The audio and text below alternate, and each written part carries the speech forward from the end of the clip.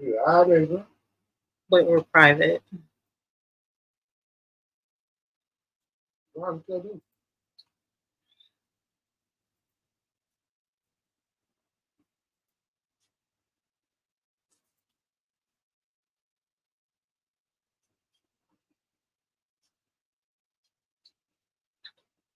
Man, I don't do this. Really.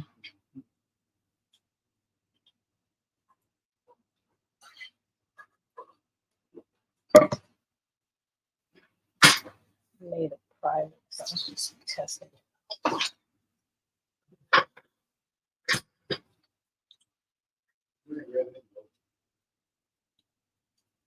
You heard? I heard you. I see. I was gonna say you need to close that door. It'd be something funny if they could actually hear audio.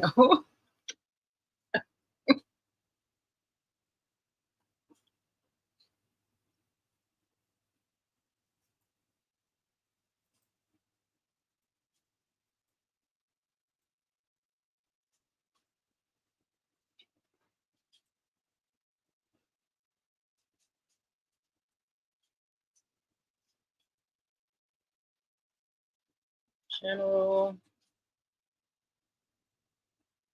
Let's end this. Or can I still edit? Monday night, we missed you. Public. All right, I'm going live. You heard me? Going live.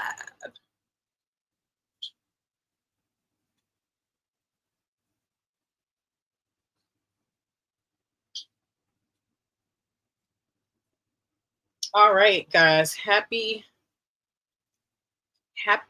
Monday. I hope this is live. I need you to check out the website for me, babe. Need to just make sure. Hey, Steffi, we're live. What's going on? How you been? How have you been? I haven't seen you in forever. I feel like I haven't been on here in a while, and it's only been 2 weeks. What's going on, Eric? Happy Monday, guys. Thank y'all for joining my live. I appreciate y'all. I do. I hope y'all had a blessed weekend, a blessed week. Everything's been going good for y'all. It was kind of like short notice today about the live. But yeah, Steffi, I saw your comment. I haven't been able to comment back yet. Hey, Paul. But I hope and pray that everything's going good with you. Yeah. I don't want you to talk about that on the live if you don't feel comfortable, but prayers out to you and I hope you feel better. So, what is everybody up to today?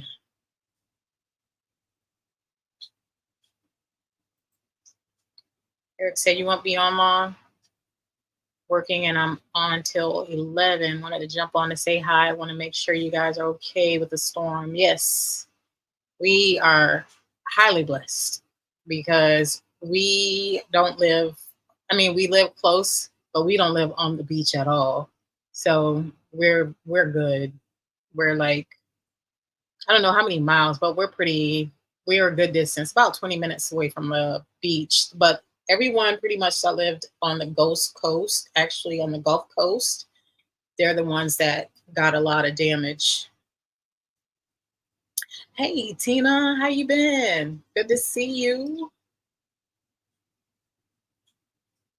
Diamond painting. Oh, nice. My friend, my girlfriend, she's into that diamond painting thing. I guess that's kind of like painting with numbers. Like they have apps on your phone. One of my coworkers used to do that too. She'd do the paint with numbers, but it was on her phone, and it's so like tedious, very small, but they're really beautiful. They're pretty once they're done, but it takes a lot of steady hand and a lot of time.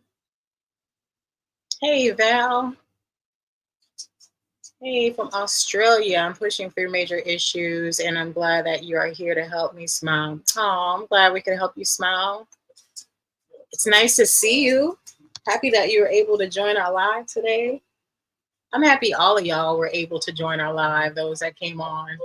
I wasn't, like I said before, I wasn't sure if we were going to do one or not, but I was like, you know what?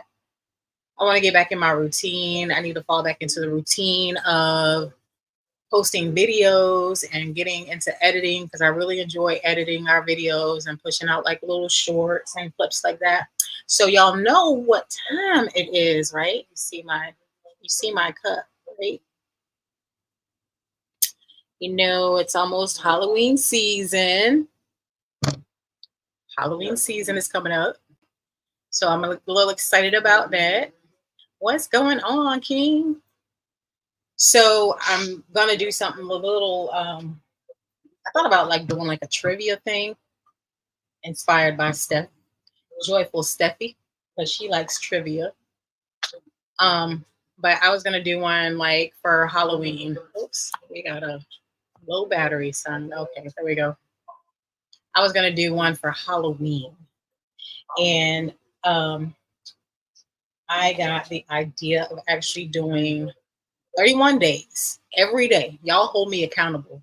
31 days of scary movies influenced by real events. And I was like, is there actually 30 or 31 scary movies that are inspired by actual events? And there are. There's actually way more than that, which shocked me. And one of my top ones that I fear the most, that I've always feared since I was a kid, and I still fear as an adult, is Chainsaw Massacre, because they always said at the end that they never actually caught the person that did it. So it always freaked me out, like thinking that that man is still out there in some cornfield somewhere chasing people with a chainsaw.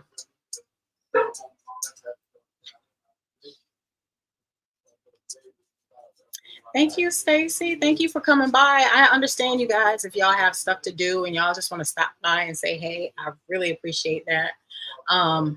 But yeah, I appreciate y'all.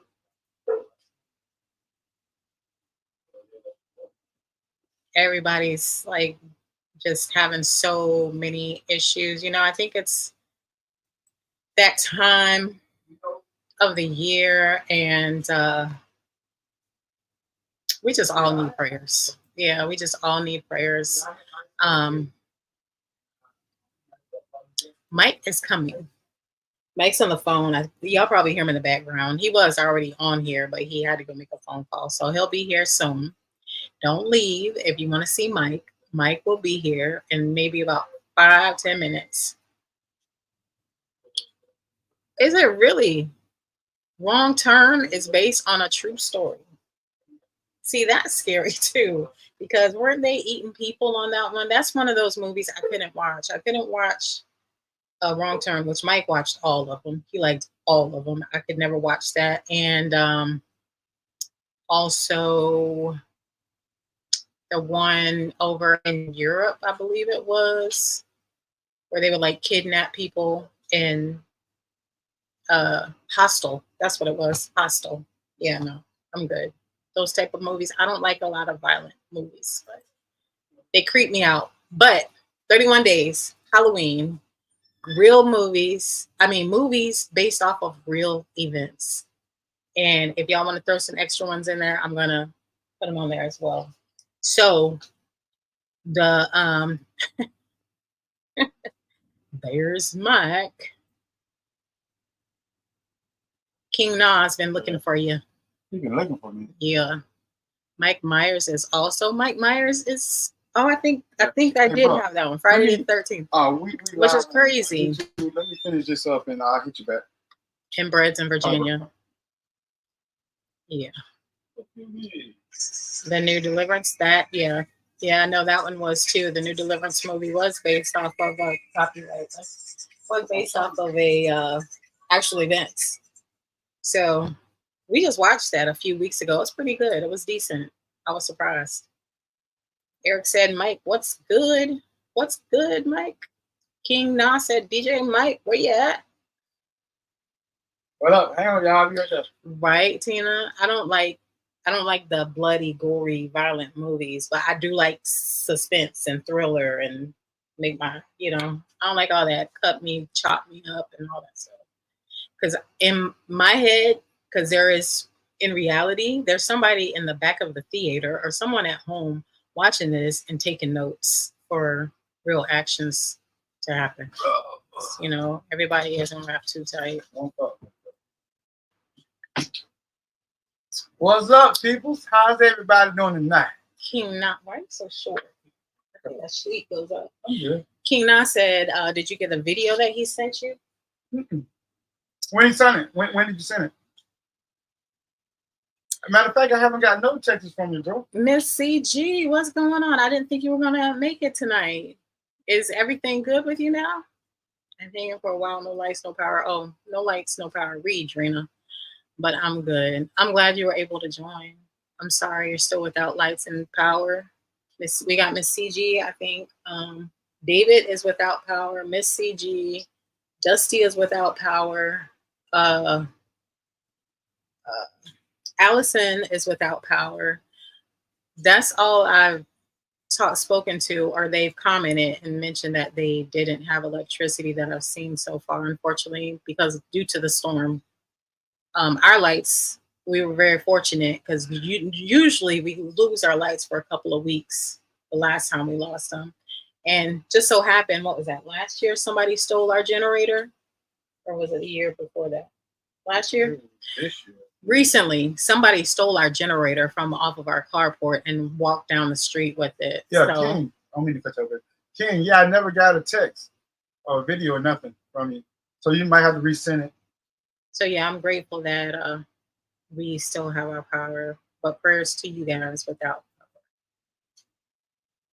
What is going on? Words / AKA Mario. How you doing tonight? Oh, David, you made it too. They knew I was gonna be on here, that's what. So, David, is your lights back on now, or are your lights still off? He said he sent it a couple days ago. It did the SOS in my house and picked up a figure. Wow. Joyful Stuff said, "What's up, Smiles?" Speaking to you. Oh, what's up? What's up? What's up? What's up? What's up? What's up? What's up? What is going on? Let's get Mike in the picture. That's right. That's right. That's right. That's right. So I was explaining to everyone. Show off my cup again. It's Halloween season. It's Halloween season, and I have 31 scary movies based off of true events, or inspired by true events, I should say. And Steffi was saying that, what was that movie, Steffi? You said the one, the Back Road, the people that movie you like to watch. Wrong Turn. She said that one was based off true events. Mm-hmm. I'm like, what? That's nasty, scary. Nice cup. I know, right? My boss made that for me. She's so sweet. They wouldn't make me. It's not important. Wrong turn. Yeah, wrong turn. That's crazy. I didn't like the last one, though. I thought that was kind of stupid. She said the first one was based off of true events. Yeah, they got dumber and dumber as each new one came out. Like, so guys, for my list, there's a few that I've never heard of. Maybe you guys heard of. Fire in the Sky. Yeah, that's about Fire in the Sky. Fire in the Sky. Isn't that an alien movie, though? No, I think it's about a meteor. What's that? About a meteor. Yeah, that's what we hit the Earth. If I'm not mistaken. I'm looking at this. In the right They said The Right was also based off of I'm not sure what that is. yeah. So there's a couple interesting ones that I've never heard of before, but I might add Wrong Turn to my list because that's a movie I have seen. So I don't like it. I don't need nobody trying to. Oh, that's an alien movie, I think, right? Hey, crossover. How you been? It's the old movie. 1993. Here we go. Here goes the dogs. The Rights. Oh yeah, that's I The know it is not. Rights, Yeah, yeah. it's an alien movie. It's about the guy that disappeared. He was the lumberjack, and he disappeared and he came back. They thought that if I'm not mistaken, I think it's the movie. They thought that the guy that his coworkers killed him.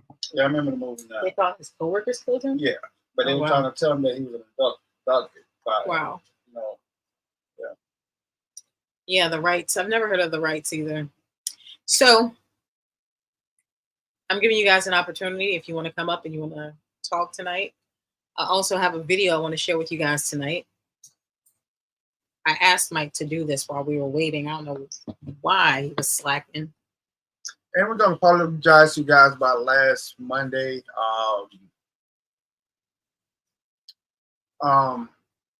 My best friend, the guy that DJ with, was killed that Sunday night, and that's why we wasn't on Monday because I wasn't really up for it. So we're gonna apologize about that. I'm sure they understand. We posted that. I posted that on the community page and explained to them, you know, hey, Catherine, what is going on? David said no power yet and no work this week.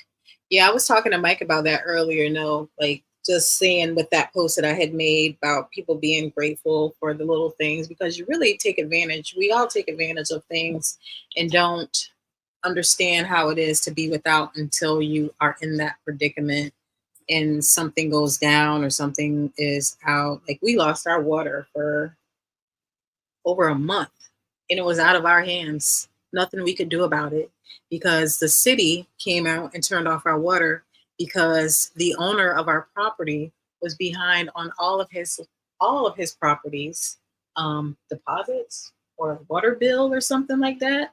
So with some new law that they passed, if the owner of multiple properties is behind on their bill, everybody's water gets shut off.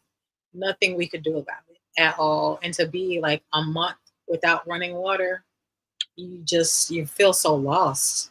So to be without power for that long and then you got without power for a couple years. Yeah. It was a couple weeks, I think we were down without power. We didn't have power. Did we even have a generator back then? We did?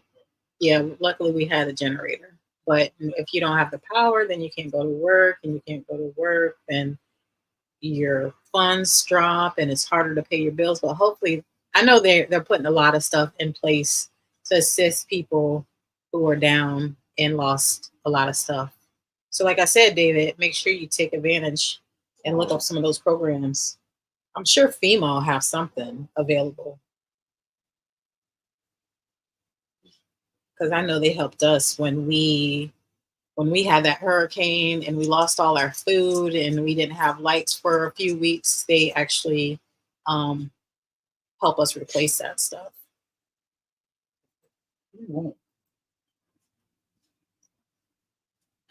Miss CG said alien. Becky, I've never heard of the Becky. I heard the song. Anyways, bet you have. Oh, I'm sorry.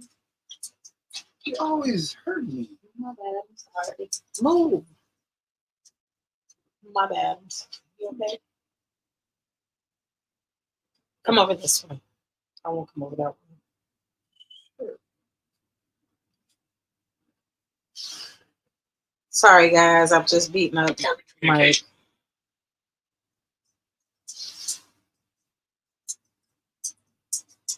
I'm trying to look up the movie Becky.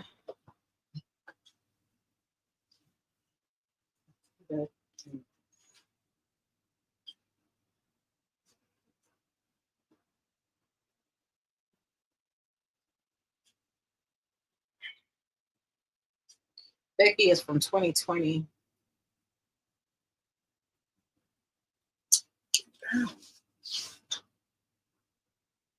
Wrath of Becky. Never heard of it before.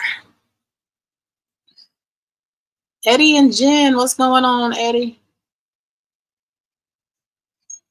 Eddie said, good evening, just got home from work. I hope you guys are okay. We're doing good. How have you been? David is without lights right now.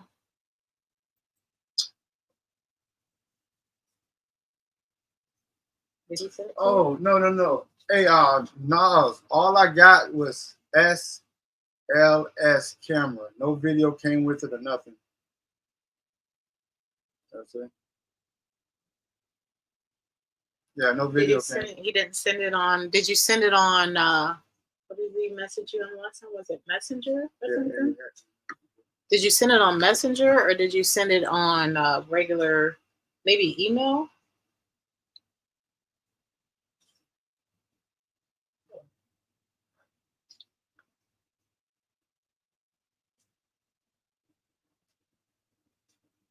Sorry, this is wait till you respond. And actually, that was the last text actually was the 21st, which was Saturday. You shared us out again, Eddie. That was so nice of you. Did you share us on your live? I seen you guys had a live yesterday. I didn't. This girl. Oh I'm sorry. She always beat me up. I'm sorry. I tell you, she crazy. Come on this way. She crazy, man. I am not crazy. She always beat me up, always hurt me some type of way. Yesterday, she hurt my shoulder. I hurt your shoulder? Yes. He wasn't there to help me, so he hurt my shoulder. I hurt his shoulder. He hurt my pinky. Y'all see my pinky? Can y'all see my pinky? You see that? Smashed my pinky in the glove box because of Mike. Eddie said, we're doing good. Just chilling. I hope you're doing good, bro.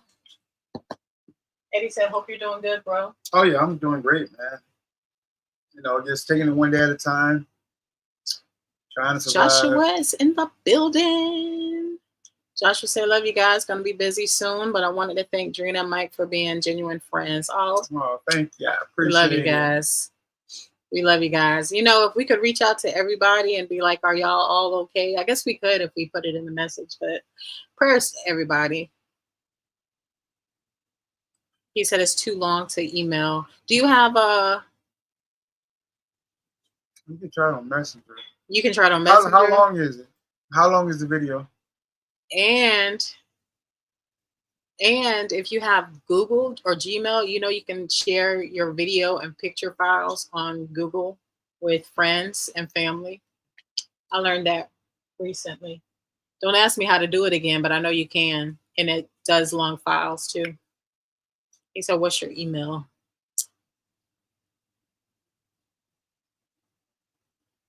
Yeah, it's paranormal. Eddie said, we told everyone that came to the live stream to put their links in the chat so everyone can sub everyone. We're about love for everyone, not just for us. I know, y'all are so sweet. Such sweet, genuine people. I didn't do it that time. Did you give me email? Let me send you our email. What's going on, Wolf? Wolf's in the building. But yeah, that's sweet. Everybody can share everybody's pages. If y'all 3 minutes. If y'all have YouTube channels, please share. Nas, go to my. Are we friends on Facebook? Or you can send it through Facebook because I think it take up to 3 minutes.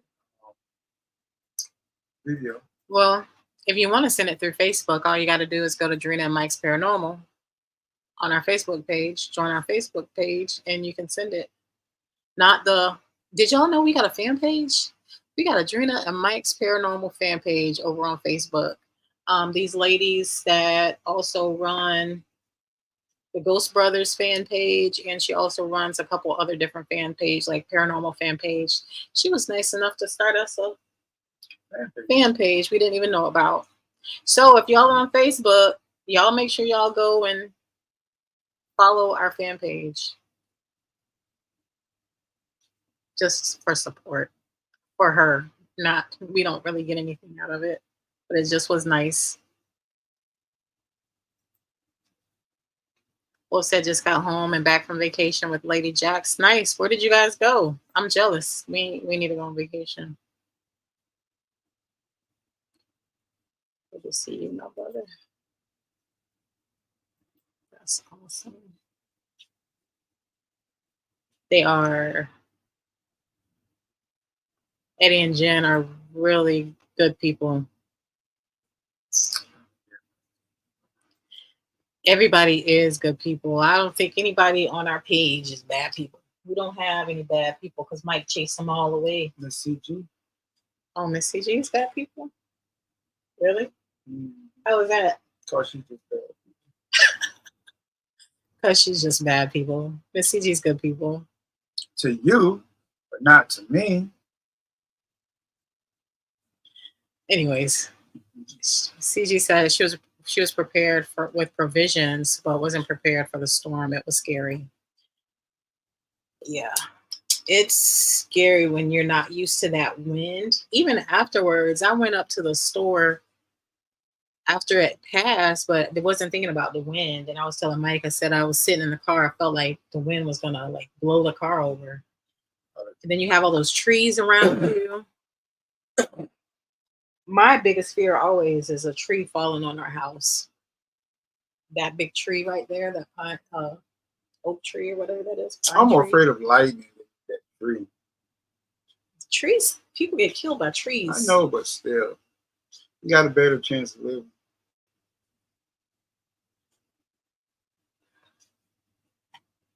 Why are you looking at me like that? For real. If you say that. Tina said, I agree, Drina. All these people in here are good people. They are. I don't know who said that. Don't be agreeing with her. I said that. Well, I co-signed it. Okay, I co-signed it. Mike said it first. I co-signed it. Can I get credit for anything around here? Jeez. High five, Tina. Said Toll, Utah. I agree with Drina. Went and hung out with Ginger Paranormal. We had a great time. That's why I had left it out. So you put up the hair. Well, I just want to make sure it didn't get damaged. The keys are on the key hook. But no, that's why I left it with the envelope. I got you. I got him. Can't sit nothing down. Can't do nothing. See, you should put that chair up, and then I am okay, lady. Mama, Jesus. See what I got to go through your numbers. So Wolf went to Toll, Utah. They went out and hung with Ginger Paranormal. We had a great time. That's cool. We got to have our little ghost tour up so we can go around and visit everybody. Eddie said, Drina and Mike, we have 3 Facebook pages, Eddie, Jen vlogs, and then some Eddie, Jen, the vlogs, and Eddie and Jen's mythical journeys. Oh, okay. I'll have to look those up. I'll have to look those up and follow you guys on there. And you guys go and follow them as well. And if y'all have pages that you want people to follow, what they need to do? Follow. Post them so people can follow them. Well, this ain't school. I ask you a question like we're in school. Yay, kids! What do we do today? Exactly. I'm sorry. Yeah, I'm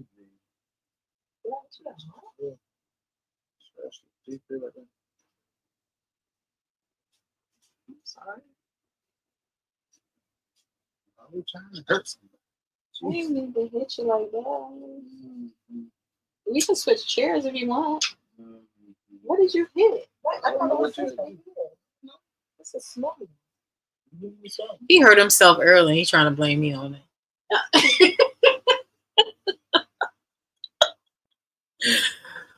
Yeah, Will said people get stuck by lightning every day out here in Arizona during thunderstorms. That's creepy. I don't know, man. This world is just something else. Tina said, Mike, stop whining. We love you too. What's his pick on Mike Day or something? They missed you. You know, when they pick on you, that all that is love. It's just all love. And he said we have 2 Facebook pages, our self-titled page and Eddie and Jen's Paramythical Journeys page. I got 1, 2, 3. I got 4 pages. What's your 4 pages? Do you want to share them? Mm-mm. One on for fans only page. Oh, dang. And I'm not on there, so I didn't even know about it. This is new to me. Yeah, you're my fan. Huh? You're not one of my fans. Oh, no. No. Oh. Okay. Let's see here. Eddie.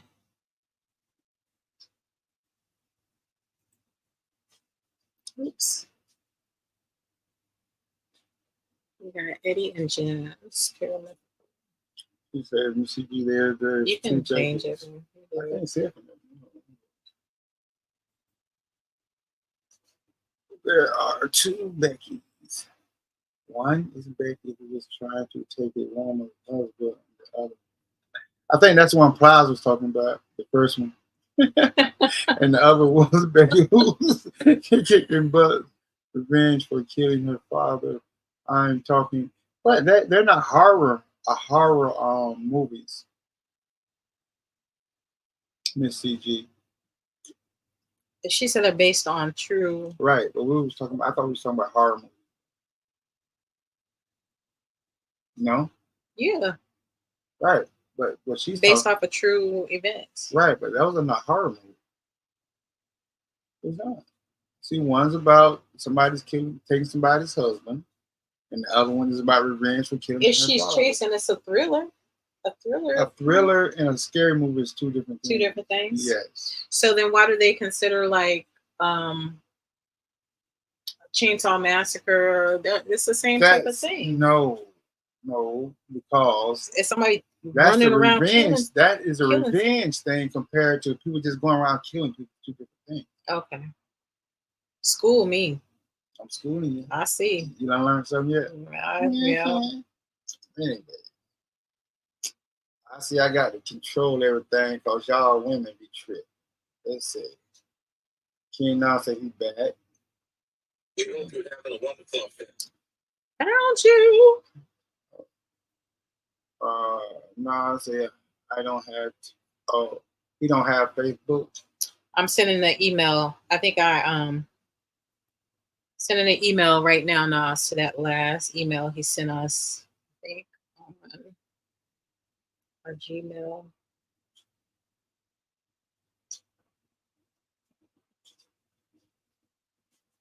Actually, I created a new email for us. Where is it at?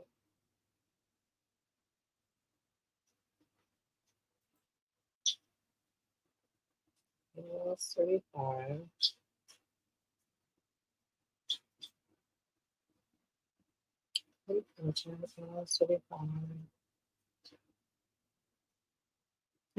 She want fried chicken and green. Let me see. By my last, I went crispy. Did she say fried chicken? Right. I thought you don't eat meat. Wow. What? I'm talking to Miss CG. I thought she was vegan. Mm-hmm. Want that fried chicken, huh? That's just because her lights are out. Oh, right blame it now. on the lights. She's hungry. She been wanting that chicken. And them greens. She She's been wanting. hungry. She's hungry. Yeah. Mm-hmm. Look, go, buddy.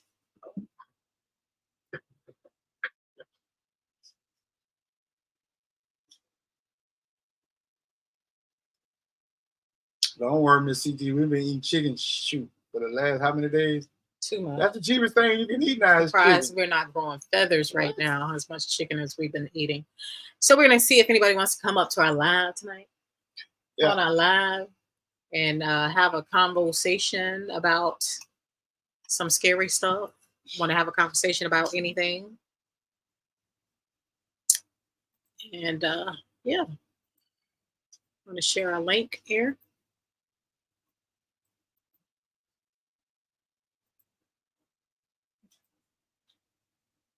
And CG said, "Don't start with her, Mike. Don't start with me. I You ain't know, starting with you, but that you chicken know you was love good, me." huh? She said, "You know you love me. Don't start with me." That chicken was good.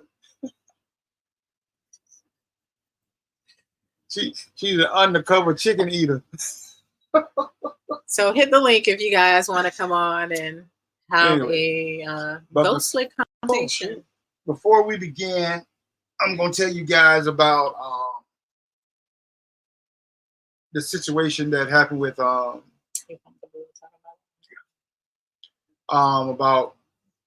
my brother, friend, DJ partner. We was just coming back from Lakeland, Florida, from doing a party, and but let me go back to the beginning. Friday night, me and him had went out. I wasn't gonna go out, but because the place that we was DJing at, we was no longer DJing that, so I was just gonna chill at home. So he called me. What we doing tonight, bro? I said, man, shoot, I ain't got no phone, bro. I'm just chilling at home. He said, don't worry about it. I got you. I said, all right.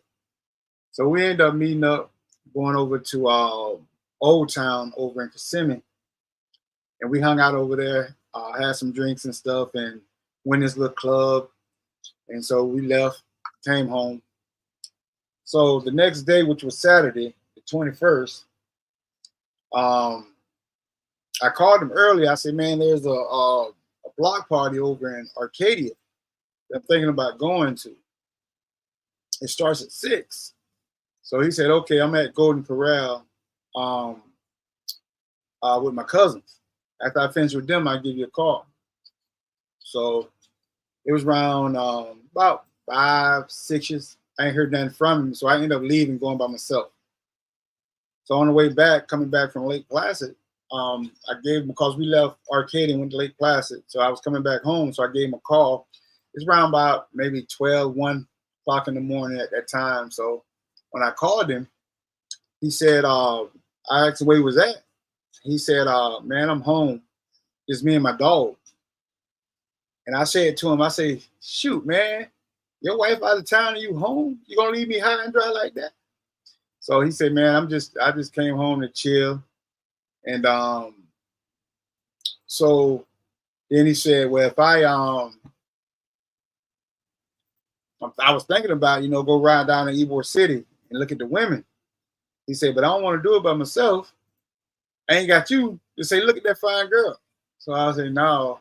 I said, you should have asked me, a little while ago when I was passing your street to come to your house. I said, I'm getting off the interstate now. I'm finna head on to the crib. Then I had asked him, I said, you still going to the party with me in Lakeland tomorrow? He said, yes. Because he had my hard drive. So I said, I'll meet up with you tomorrow on my way over there. And we'll head on over. Because I got to be over there by 5. We can set up. He said, okay. So what was out of character, before I keep on with the story, what was out of character, Tony never stayed home on the weekend. And with his wife being out of town. Yeah, especially with his wife being out of town. He never stayed home on the weekend. We always went out, or we was DJing. So we was always trying to find something to do. So I thought I didn't think about it at the time. But so to go on with the story, we met up with another one of our homeboys that was hanging out, but he didn't go with us over in Lakeland. So we ended up going over to Lakeland. We did our thing.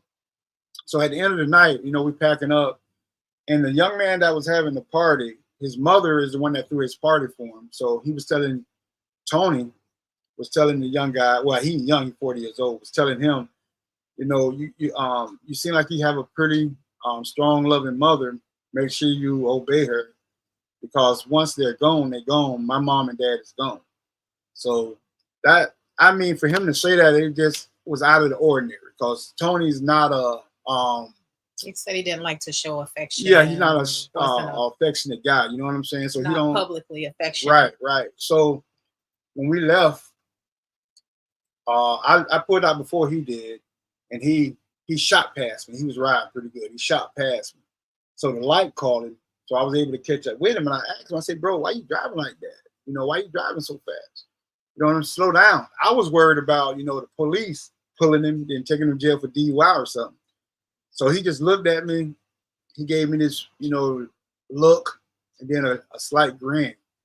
And then he took off again. But Mike said normally when he tells him to slow down, he says he'll respond with a smart comment, Yes. or he'll come back and be sarcastic with them and joke around with them about it. He said this time he didn't really do it. He just kind of looked at you and gave me a little smirk, just look, and just he tucked back off again. So by the time we got to I-4 off Memorial, there's another red light there. So some cars were in front of him, so it slowed him down. So when we got to the light, I was able to get in front of him because of the cars that was in front of him. So we was going down I-4, and he called me. He said, bro, where you at? I said, in front of you. I said, I'm on I-4 right now. He said, well, how you got in front of me? You're not in front of me, stop line. I said, no, for real, bro. I'm in front of you. You was at the light, you was still sitting at the light when I pulled off. So he asked me where I was at. I said, I'm passing exit 17. He said, well, I'm passing exit 19. And I said, well, you're 2 miles behind me. And before I got 2 miles out, I heard tires screech. I just heard the tires, man, and his phone hung up. So I kept trying to call him, going straight to voicemail. So I said, damn. So I went and did a U-turn.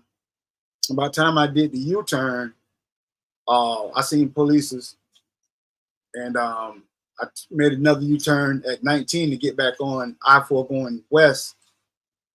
So when I pulled up, I seen it was him. He had done hit a pole.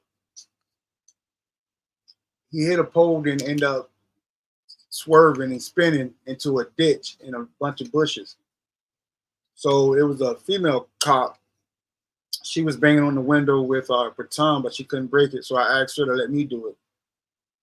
To let me, you know, that's my brother. Let me get in. You know, let me burst this window. So I'm hitting this window with all my might with this baton, and I could not shatter that window because of the tint. They had 5% tint, and I couldn't shatter that window for nothing. I was able to put a hole in it, but I wasn't able to get my hand in.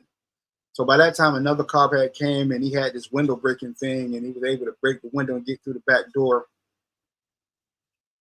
And once he got in, he was able to open the front door, and I just seen him. He was already gone. Yeah, when I opened the door, I ended up falling because I snatched the door so hard. I ended up falling, but I got up and I went to call in his name and wasn't responding. And then when the cop, you know, touched him, then tried to work on him, he was just lifeless.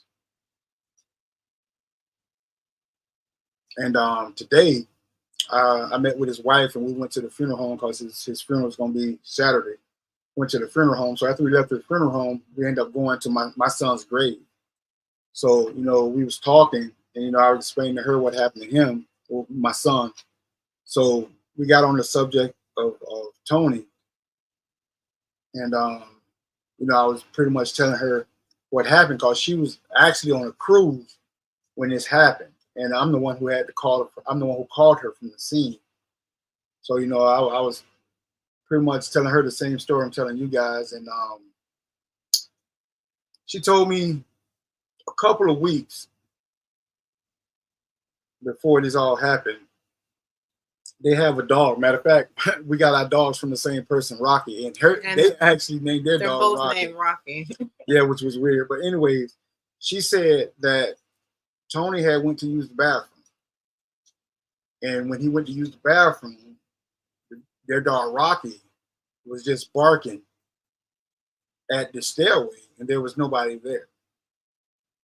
And so Tony's son heard a video of it. So she had told Tony, whatever it is, tell her to leave. Tell her to leave. So she said after that, Tony had pretty much changed. He started washing clothes. He started cooking. He started just doing stuff that was out of the ordinary, pretty much.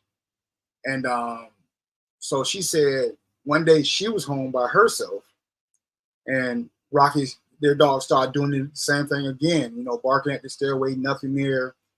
And she said it kind of spooked her, but she said she didn't really think nothing of it.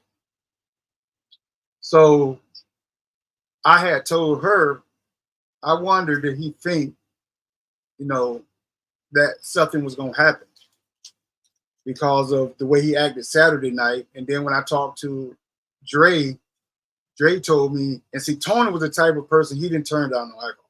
He was going to drink. If you offered, he was going to drink it. But he said he offered him a beer. He said he took the beer, but when he offered him to do a shot with him, he turned that down. And that's not Tony. You know what I mean? And she had said, because we was talking about the tracks leading up to hitting the pole. She said to me, which I don't believe it, you know, but she said, "Do you think he committed suicide?" First, let me go back a little bit. First, she said, "Do you think he fell asleep driving?" I said, "No, I was on the phone with him." She said, "You think he had a heart attack or anything like that?" I said, "No, I was on the phone with him," you know. And then that's when she said, "You don't think he committed suicide?" I said, "No."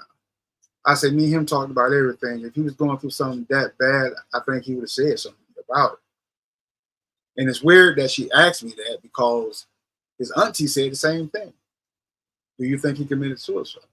Well, actually, she said it's pretty much the same. Did he fall asleep? Oh, he was on the phone. We all did. I even asked you the same thing. Right. And I don't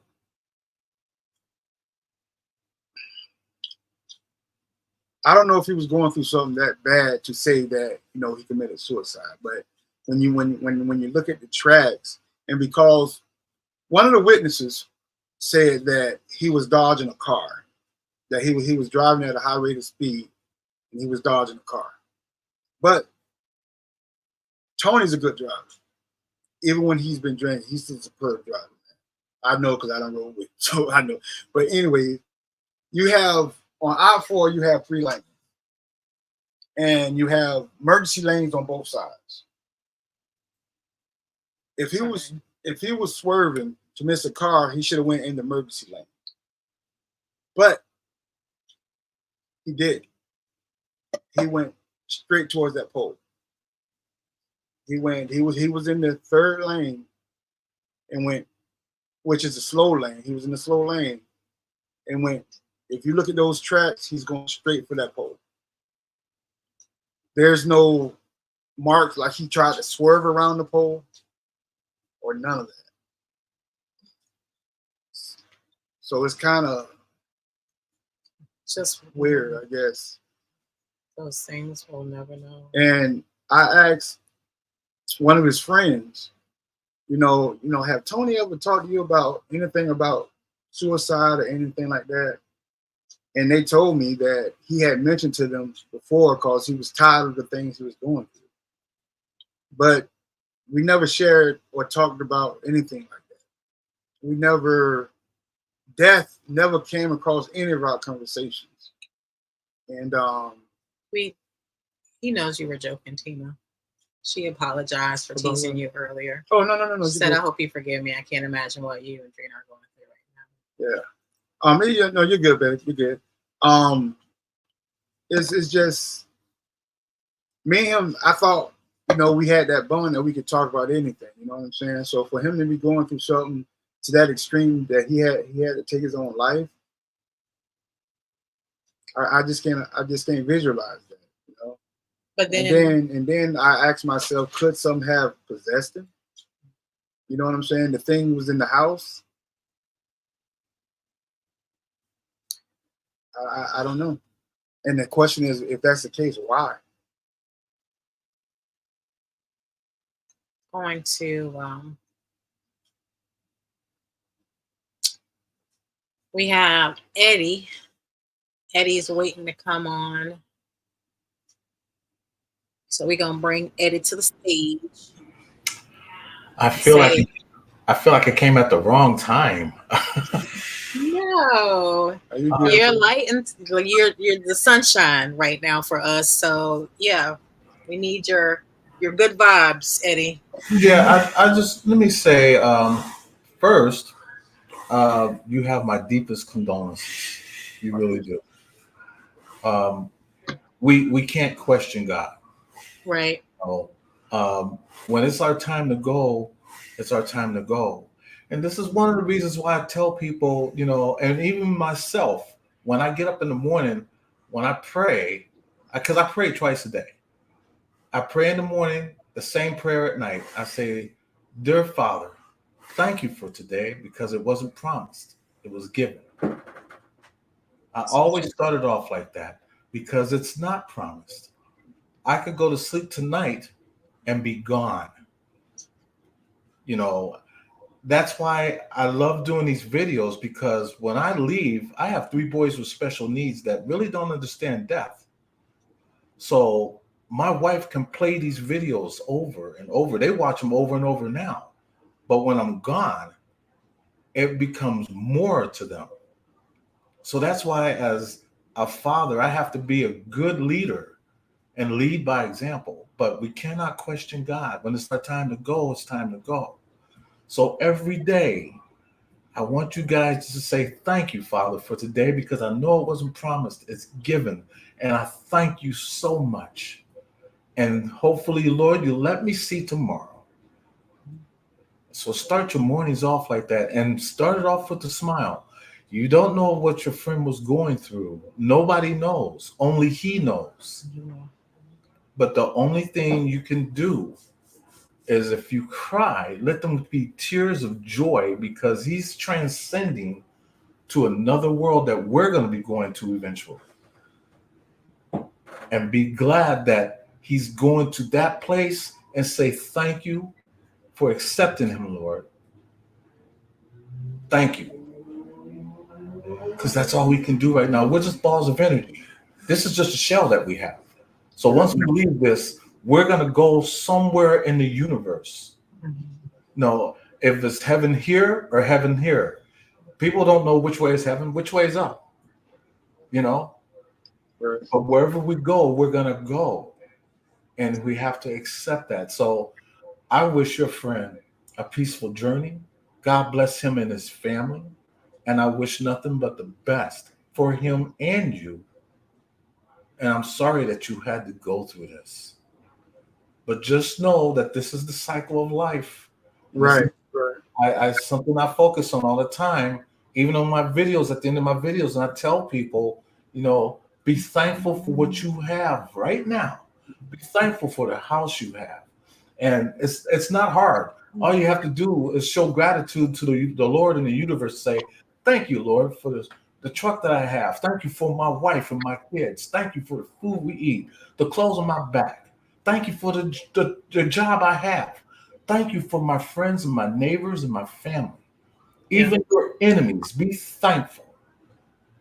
Always show gratitude. Because the way you are in life, you're going to be the same way in death. Nothing changes. But you can change your mindset. If you're going through something in life right now, if you're going through things, it doesn't hurt to talk to God and say, Lord, please help me. But don't just say, please help me. Instead, say, thank you, Lord. Thank you for being right there. Thank you for being, even though you might have your bills still piling up.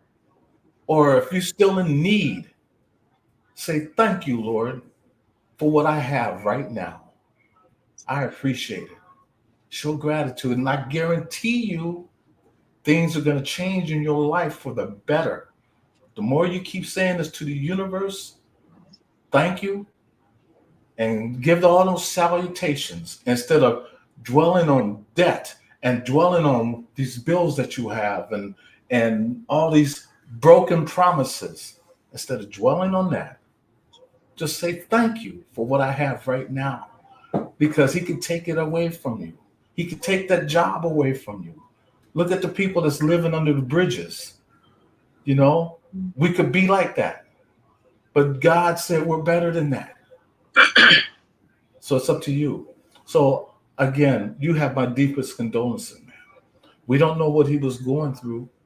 He could have fell asleep behind the wheel. It could have been, I mean, we can always say what we think, but we don't really know.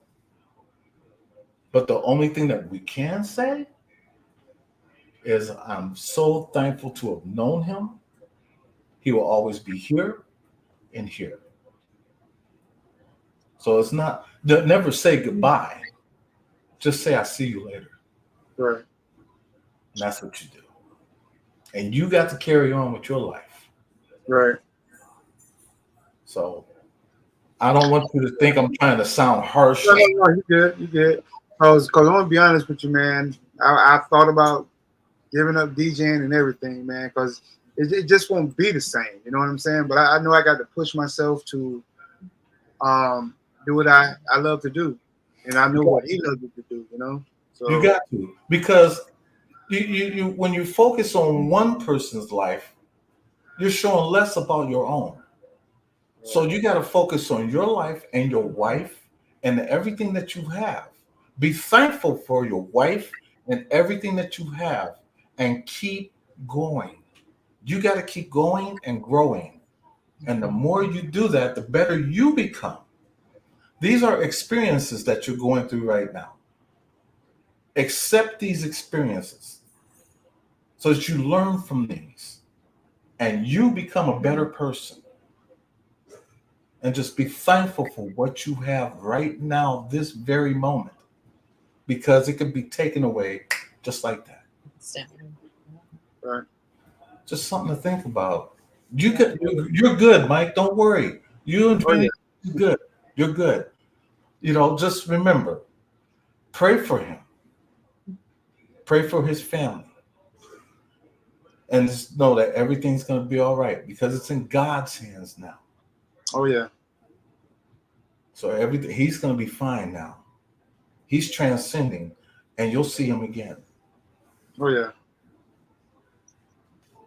I appreciate that. Thank you. I appreciate you, and I appreciate y'all for having me. Oh, always. I won't stay on long. I just had to come up and give y'all some love, you know. I We appreciate it. But yeah, that's what I did. If y'all would have came to the live stream, I would have done the same thing to you. I would have said, hey man, put your link in there so that everybody can know who you are, because that's what we're about. Love. Right. And give that love back. Because I've seen a lot of big YouTubers that, you know, you go by and you say hi to them, and sometimes they don't acknowledge you and all this, that, and the other. And I look at where they are, and sometimes they don't acknowledge the people that got them there. Right. You know, they're so stuck on themselves that they don't look at the smaller people. That's why I'm thankful that you guys got to meet Joe, because he loves watching out for the little guy. Yeah. And I've noticed that about Joe. Yeah. If I was a large YouTuber myself, I would still go after the smaller YouTubers to bring them up. Right. Because nobody's done that for us. Right. Yeah. We had to do this for ourselves. And that's why I had a couple big YouTubers that was going to do that for me, but I told them, nah, I want to be genuine, because I don't want them coming over because this person sent me and this person's got like 400 something thousand subscribers or 1 million subscribers. I told them, no, because these people are only coming because of you. I want them to come because of me. I want them to be genuine. Exactly. That way, when they come, they came because they didn't come because of somebody else. They came because they wanted to come. And that's why I tell people, I'm glad to be a small YouTuber because I love having them come over to my channel. And that way I can focus on them and get people over to their channel. Yeah. I want people to go over to see you. I've told people, hey, go by and see Drina or Mike. I'm telling you, you're going to love them. I did it on my last video that I made. At the end of the video, I showed a video clip of you. And I told people to go by and see them. Check them out. Every video that I make, I'm always shouting out other YouTubers at the end of my videos. So it's never about us. It's about other people. Right.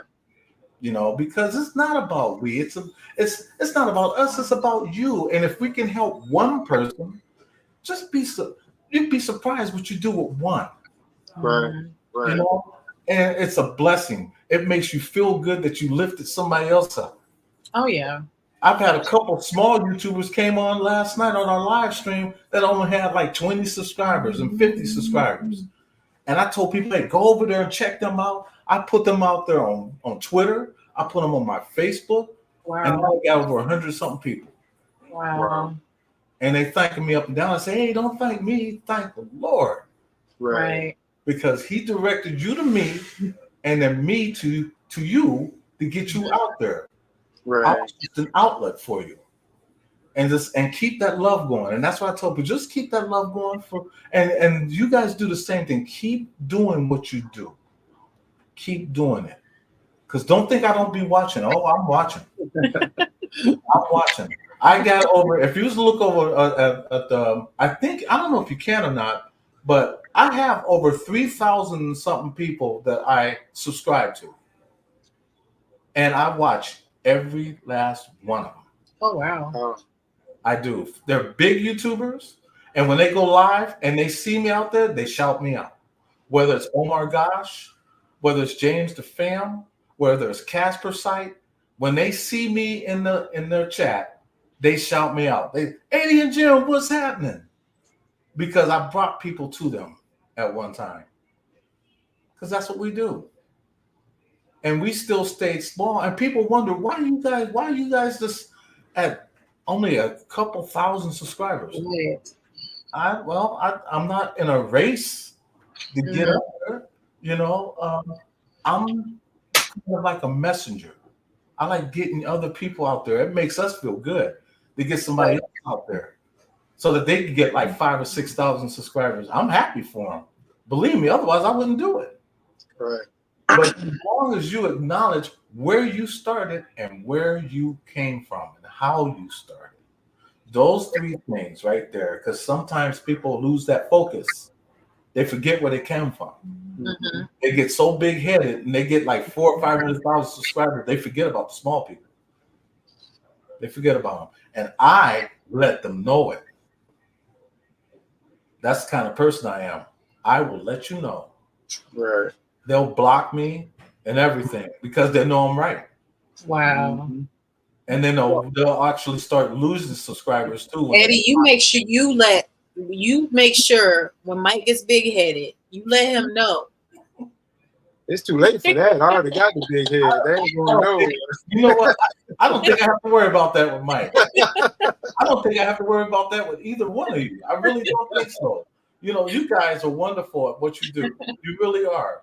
And I love the way that you have fun with it because that's what we're supposed to do. Exactly. Just like myself, you know, I love doing the spirit box sessions, but at the same time, I told people that spirits were people at one time or place. So I'll tell a couple jokes, you know, and sometimes I'll get responses in a joke, you know, because they were people at one time or place. And that's why I treat them as such. I treat them with respect and love. And when you're doing a spirit box session, just say to them, I'm here out of love and light. I mean, no disrespect to you at all because they know what your heart is. They feel your energy, so they know what your intent is. But you let them know ahead of time, hey, I'm here out of love, you know, and light. I have nothing but respect. Can I get a name? My name is Eddie. What's your name? You know, introduce yourself. I introduce my kids. You know, my kids are special needs, and they want to be. I call them, you know, future ghost hunters. They want to be ghost hunters. I don't limit my kids because even though they're special needs, my thing is this: don't just dream it, be about it. Right. That's right. Because the more you keep limiting your kids, they're not going to know how to do certain things. They're always going to just want to be, but they're not there because we didn't show them the way. So just hand over hand. We don't go to no haunted houses or nothing like that with the kids or anything. We just go to cemeteries. We do spirit box session, and we do, and that's about it. You know. No, I don't want to do all that. Hey, that's us. Eddie and Jen, the vlogs, and then some. Right. And people want to know why I say and then some, because as I said, I have 3 boys with special needs. So I like to know like certain parks to go to and certain things that they like to see because I like to include my family. You know, so I don't want it to always just be me. It's we. Right. You know, and so and that's why it's also PG, you know, so you don't have to worry about the profanity or anything like that. We keep the PG, you know, because I don't want my kids to know how to use those curse words, even though they have to say it, because we live in the hood. Believe me, we live in the hood, and they hear it all the time.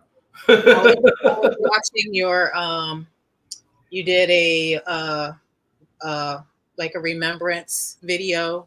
My friend Ghost Mafia. Yeah. Yes. That was nice. His wife wanted me to do that, and she still watches it. She loved it. The tribute to him. That was my closest friend, and when he passed away, that hurt me. That set me back. Yeah. Because we had just talked to him on the phone a day prior. Just the day before, we talked to him on the phone. That's what was crazy about it. As a matter of fact, Jen, I know you're listening. She's in the living room watching on the big screen. Hey, Jen. Hey, kids. So, Jen, can you come here for a second? Jen will tell you more about this because she was on the phone with his wife and Ghost Mafia.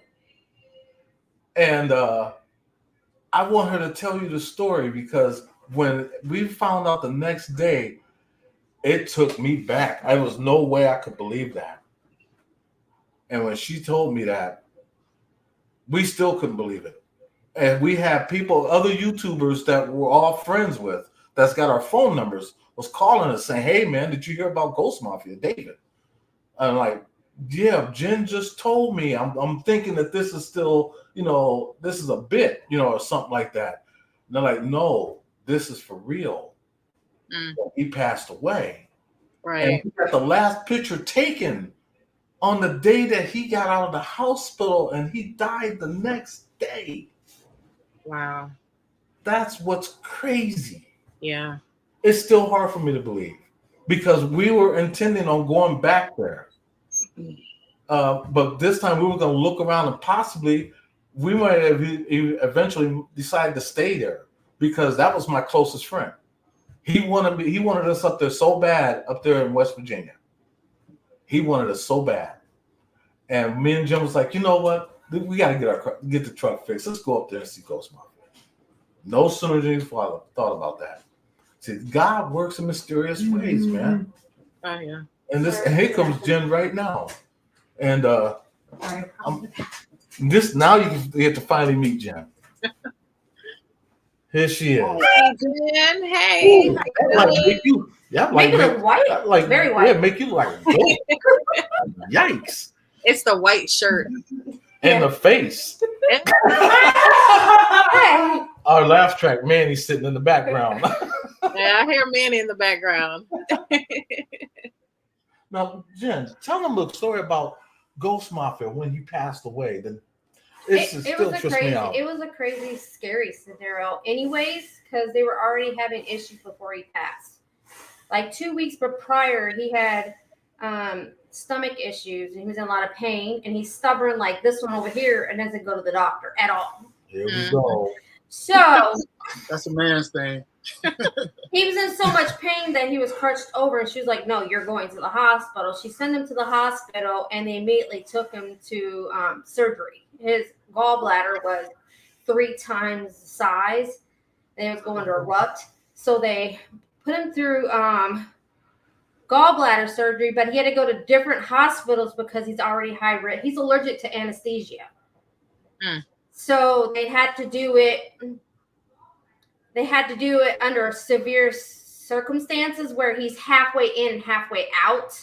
Oh wow. To keep him from dying from the drugs that are from the anesthesia because he's allergic to it. So he was there for like 4 days, and then they sent him home, and he was fine for like a couple days, and then all of a sudden he ends up coughing. He wasn't feeling very well and feeling good. So she sent him back to the hospital. He ended up having where his blood cells were like triple than they should have been. And he was like borderline sepsis. So they kept him for another, I think, 2 or 3 days. And they sent him home. But the problem is that this whole time he was there, they never put him on blood thinners, blood blockers, aspirin, nothing. You know what I'm saying? Because what he had heart issues, and they never did that. So the next day they sent him home with antibiotics and start no blood thinners or anything for blood clots or anything like that. The next day, he was feeling good. She went to the hospital because right when I got out the hospital, she immediately messaged me through Messenger. We were live chatting. And she's like, hey, look, it's Ghost Mafia. So we were all talking and stuff, showing me that he was okay because we were worried about him. And then the next day she called me and said he died. And I was like, I thought she was joking. Like seriously. Yeah, I was like, there's no. I thought it was a bit. Are you serious? Wow. No, he passed away. I did everything I could. I don't know. She was confused. She's like, I don't know what happened. She was like, he woke up that morning. He was fine. He drove to the store. They went to the store to Walmart. He drove around the buggy. He was doing really good. And then she said when they got home, she went and made his favorite lunch. I guess bratwurst or whatever. Bratwurst. For lunch. And he said he was tired and he wanted to go take a nap. So she said that she'd be in there like 5 minutes. So she was in the kitchen, 5 minutes. She walked in there and he was gone. Like she put him on the floor and tried CPR, everything, called her neighbor who was a nurse, and there was nothing. The ambulance came and they tried to resuscitate him and everything. They couldn't do anything. They said he was like already gone. So they said he had a blood clot that erupted and went to his heart and killed him. So he had a massive heart attack, I guess.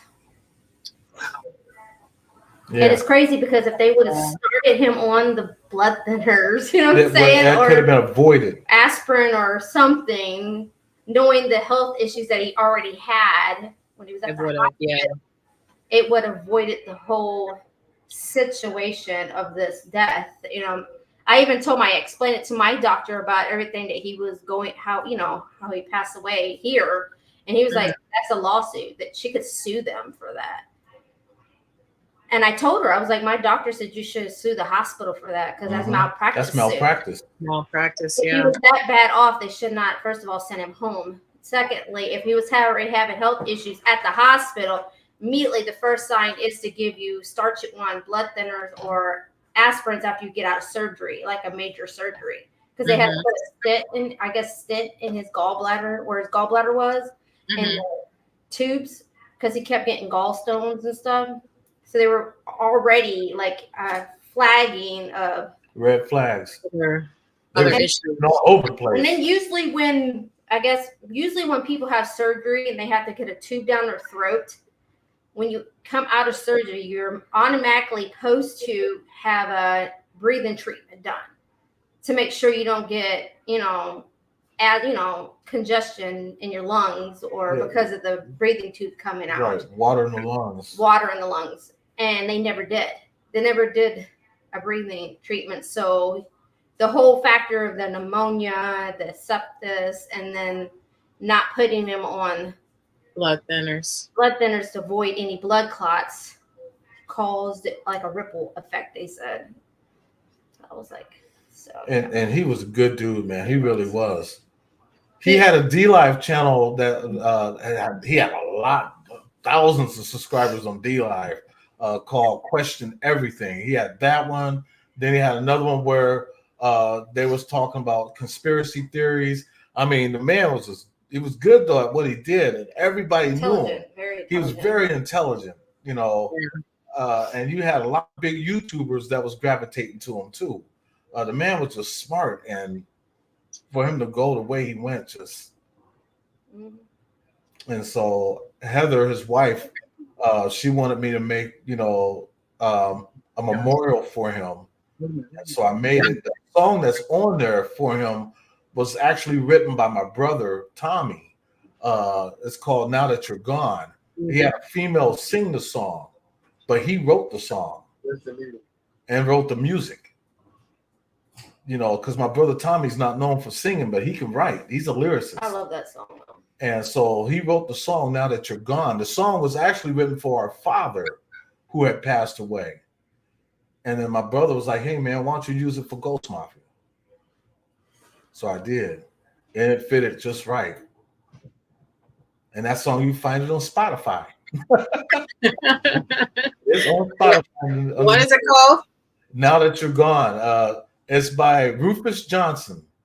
And the song is called "Now That You're Gone." It's a female that's singing it, but my brother wrote the music and wrote the lyrics. I don't think he would fit the whole. Yeah, because he's not a singer. He wouldn't have fit. But he had this chick sing the song, and it's nice. Yeah, she was meant to sing it. She was meant to sing. That song was meant for her. Yeah, that reminded me of my. I think it was.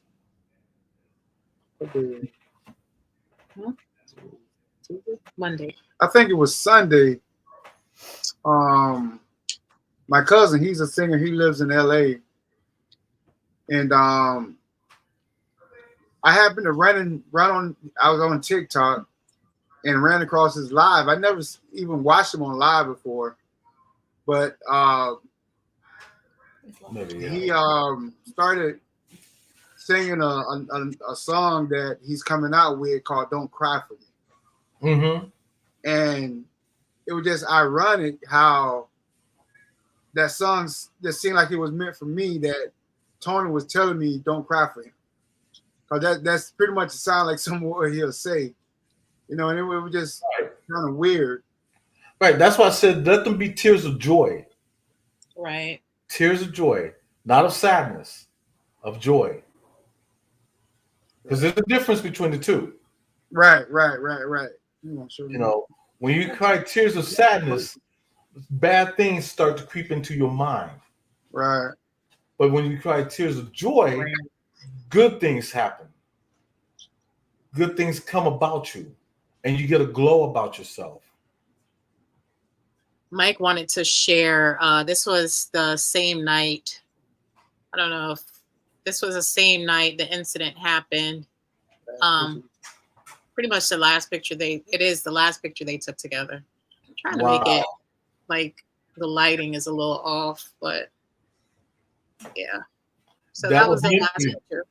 That was meant for you to get that picture. Yeah.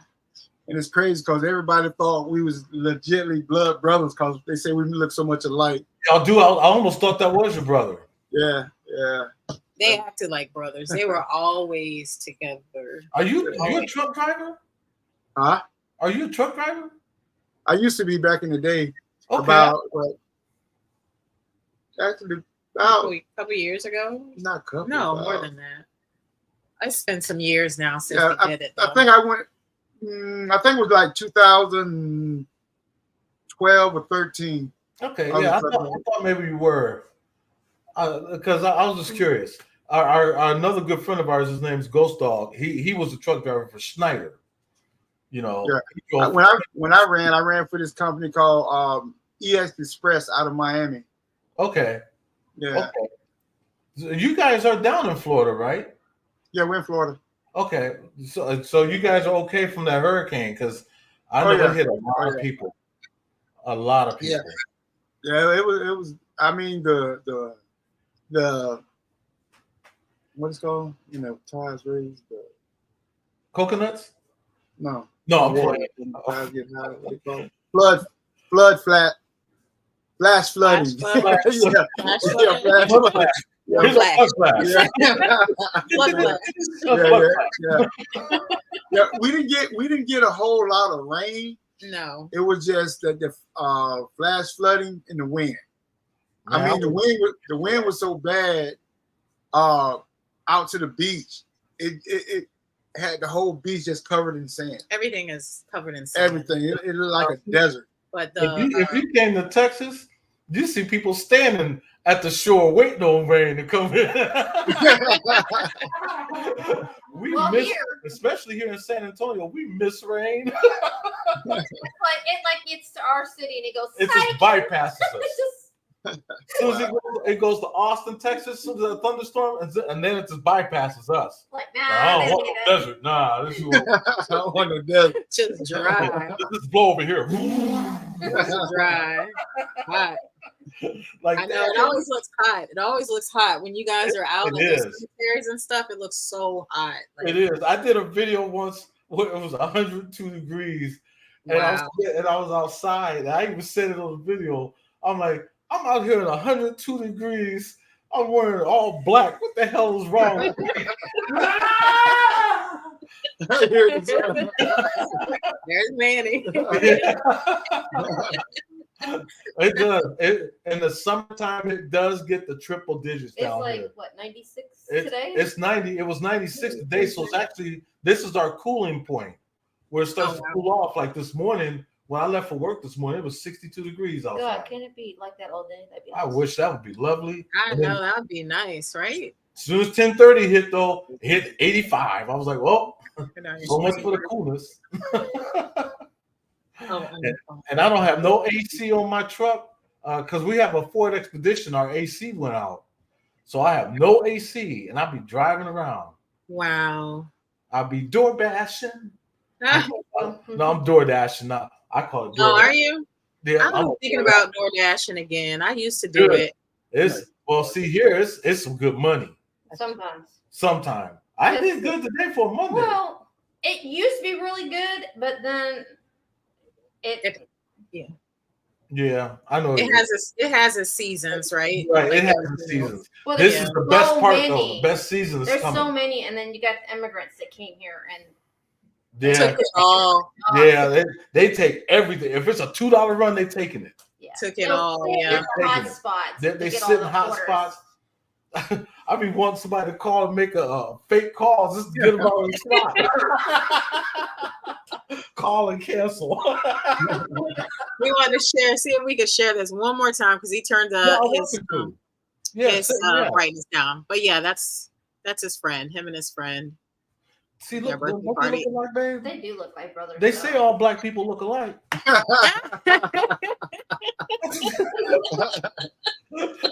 I had a lady tell me that today. You look like my cousin. I was like, let me guess his name, Tyrone, huh? She's like, yeah, I told her, guess what? I am your cousin. She's like, are you Tyrone? I said, no, my name's Ed. Hey, that's insurance. It's not wet. Don't sweat. But you can call me Tyrone. Hey, Tyrone. His name is Tyrone, actually. Is it? It is. His middle name is Tyrone. Don't he look like a Tyrone, though? No. Thank you. I got a cousin named Tyrone, but you know what's funny is all white people like to call us Tyrone. I used to wonder why. Why we all gotta be Tyrones? I think it's just a common. I think it's just a common black guy's name. Like John. You know what I mean? I did meet a white guy named Jerome, though. Jerome? I've never seen a white guy until last week, named Jerome. Really? Never seen that. When the dude told me his name was Jerome, I was like, man, you kidding me. He's like, no, that's my name. I was like, really? Let me see your driver's license. Let me see your ID. Sure enough, his name was Jerome. I was like, so was your mom African American? He's like, no, my mom's white. I was like, so your name's Jerome and your mom's white and your dad's white, right? And he was like, yeah. I was like, so is there any African Americans in your family? he was like, no. I was like, well, why do they call you Jerome? I'm like, wow. It is crazy. I've never seen that before. This is just one of those things that make you go, interesting. But no, it just used to blow my mind. You know, the names that they come up with, especially today, though. What? Now they have names that you can't even pronounce. What are you saying now? Gap tooth. I gotta take you off. I'm sorry.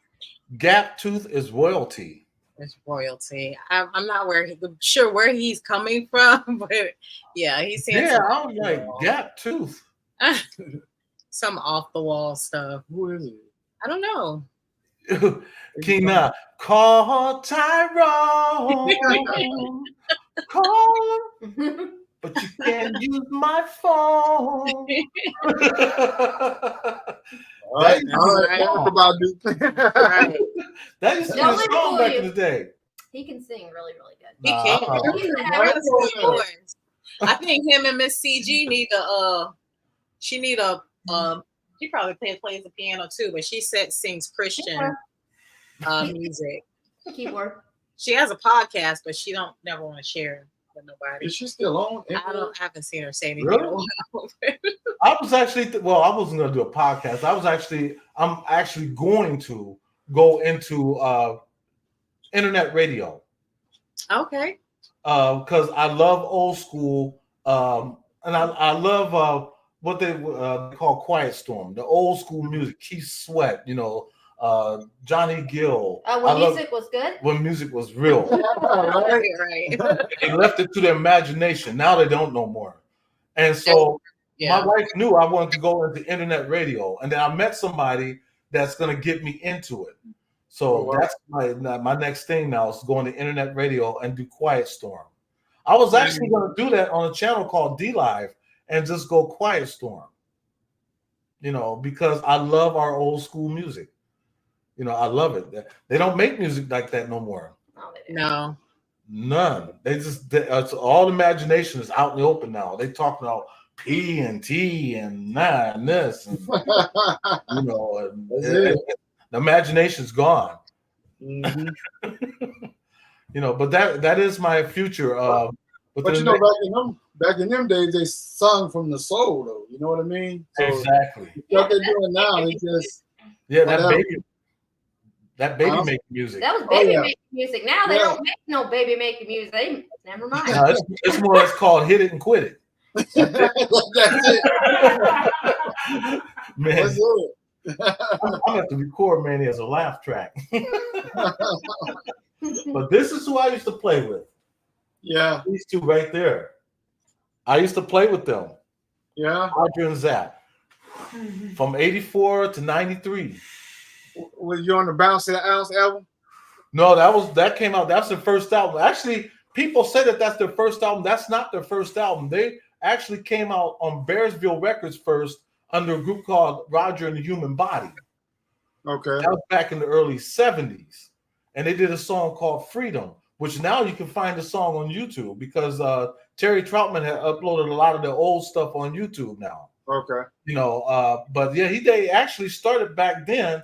Then Roger worked with Stevie Wonder when Stevie Wonder did Songs in the Key of Life.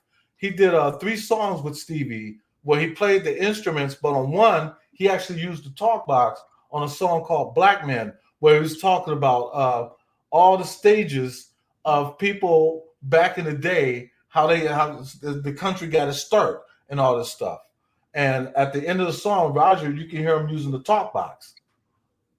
So because even though Stevie used it, Stevie was intrigued at how Roger used it. Roger was a master of it.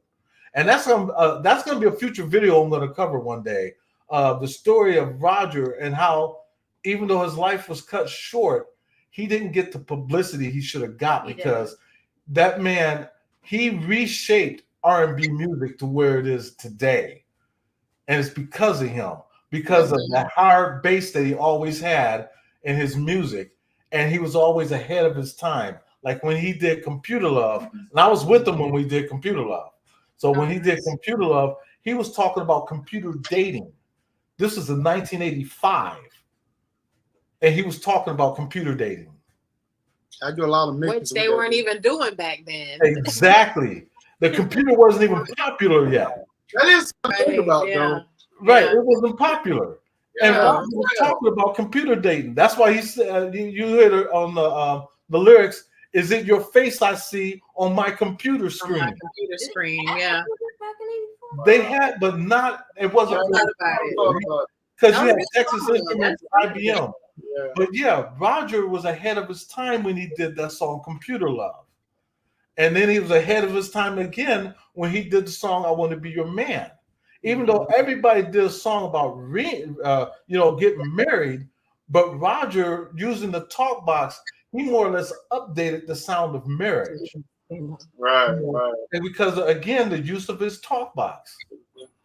And it's just, he never got the publicity that he should have got. When he died, I remember as plain as day, he only got a small write-up in a newspaper. Oh, yeah? Yeah, and this like man, a little small spot. I'm like, wow. This man worked with so many people in the music industry, from R&B to country. Yeah, you know, on Tupac, California he Love. worked with Tupac's California Love. He did 3 songs on that album. You know, How Do You Want It? Gangsta Party. Oh, 4 songs. Thug Passion. And what was the other one? Oh, and California Love. Right. You know, 4 songs on that album, you know, alone. And then people started gravitating and starting getting Shaquille O'Neal used Roger, you know, Kid Frost, Eazy-E, NWA, Dr. Dre, a lot, and then what you would call indie rappers was gravitating to Roger. Tech Nine, perfect example, a song called Twisted, which was, as a matter of fact, that's the last song and the last rapper that Roger worked with, because 2 weeks after that was when he was killed. Oh, wow. Murder-suicide by his own brother. Wow. Yeah, because he was in the works before Selena. Yeah, he was was murdered. He was supposed to work with Selena. They were supposed to have done a... Selena was to do a show in Houston, and so she was staying overnight, and Roger and Zapp was playing in Houston. So when Selena and her family and them seen them playing, Selena was like, "Who was that on the talk box?" And her brother was like, "I'll go find out." So after the show, Selena got a chance to meet Roger, and Roger already knew who she was. And Selena was like, "I got a couple songs I would love to have you work with me on." And Roger was like, "Hey, you named the time and the place." The odd thing about that was the week that they were supposed to do it, she was murdered. Wow. Wow. That's crazy. Murdered by her own manager. And by her own manager. And then he was murdered by his... And he was murdered by his own brother. Who's the manager? Who was the manager. Wow. Really? Right. Yeah, his brother was his manager. Yeah, because his brother murdered him because he was going to let him go and go off on his own. Right. See, this is why people don't know the whole story of what happened, how that came to filtration. Roger had got a go ahead, buddy. Roger had got a deal with a guy named Benny Medina. Now, Benny Medina had been with Reprise and Warner Bros. Records for years. And if he puts his name on something, that means he's getting you out there. But he told Roger he could make Roger bigger if Roger would come with him and let him manage him instead of his brother. Plus the fact that Roger's money was being used up by his brother because his brother had a gambling problem. So he couldn't understand what happened to his money. So that right there told Roger, well, you know what? I'm going to ink this deal to go solo again. But it's also to help the family because they could use this money. Because Benny Medina was going to promote him and everything. He already had EPMD working with him. You know, there was other artists that was going to work with Roger, including Teddy Riley, who was supposed to work with Roger. Okay. And when he got the deal, he inked it and then called his brother, Larry, and said, "Hey, I need to talk to you." So Larry came to the studio and they met outside in his car. Roger jumped in the car and they were talking at first. And then when Larry pulled out that 357, that was it. Shot him twice in the back, once in the chest. Wow. Drove a block down the street and shot himself in the head. Wow. That's horrible. It is horrible. And it really divided the family up too, because ever since that happened, like Roger's kids didn't want nothing to do with Larry's kids and vice versa. And it almost split the band up. But the Zap band is still together today. They're still together, but Rufus Troutman, his nephew, you can look him up on YouTube. He sounds just like Roger. Only he sings gospel. Oh, wow. And uses the talk box. Oh, wow. And he sounds just like Roger. His name is Robert? No, Rufus. Yeah, Rufus. Look up Rufus Troutman. He sounds just like his uncle. Because he had been with the Zap band for just as many years. And he was Roger's favorite nephew. And so he just, he just stayed away from the family. So the whole family was met through tragedy. Roger's granddaughter was getting ready to become an up-and-coming rapper. And she passed away at the age of 21. January of 2021 when she died. And she was beautiful. And she was she was an up-and-coming rapper. She got overdose? Yeah, somebody spiked her drink. And she died of a drug overdose. Rufus. Yeah, Rufus. Yep, Rufus Troutman. How do you spell his last name? Troutman, Troutman. Okay. That's right, King. Now, bullets hurt. Believe me, I know. I've been shot before. I know what they feel like. They burn.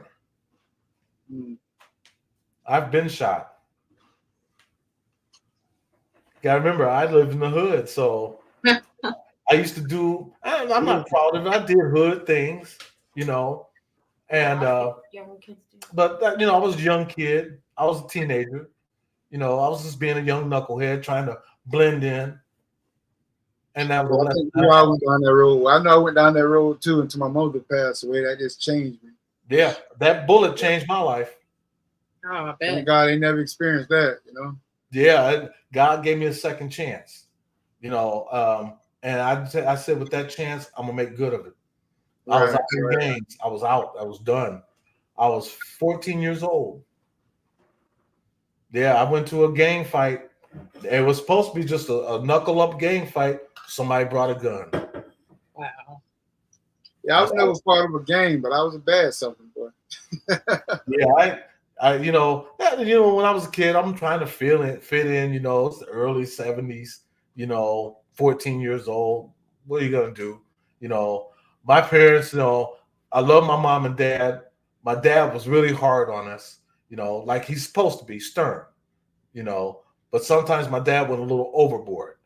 My mom though was a sweetheart because I was a mama's boy. I love my mom. And so I can't get mad at my parents. It's me. People get mad at their parents all the time, but take a look at yourself first. Analyze you before you analyze your parents. Your parents, sometimes they do things that help you not do the things they did. They don't want to see you get locked up, but you get locked up. And then the first thing you do is you go get that Gideon Bible and say, "Oh, Lord, please help me, Lord." And then you become a jailhouse Christian, only to get out of jail and do the same thing that you got locked up for. Right. Because you're not fooling anybody but yourself.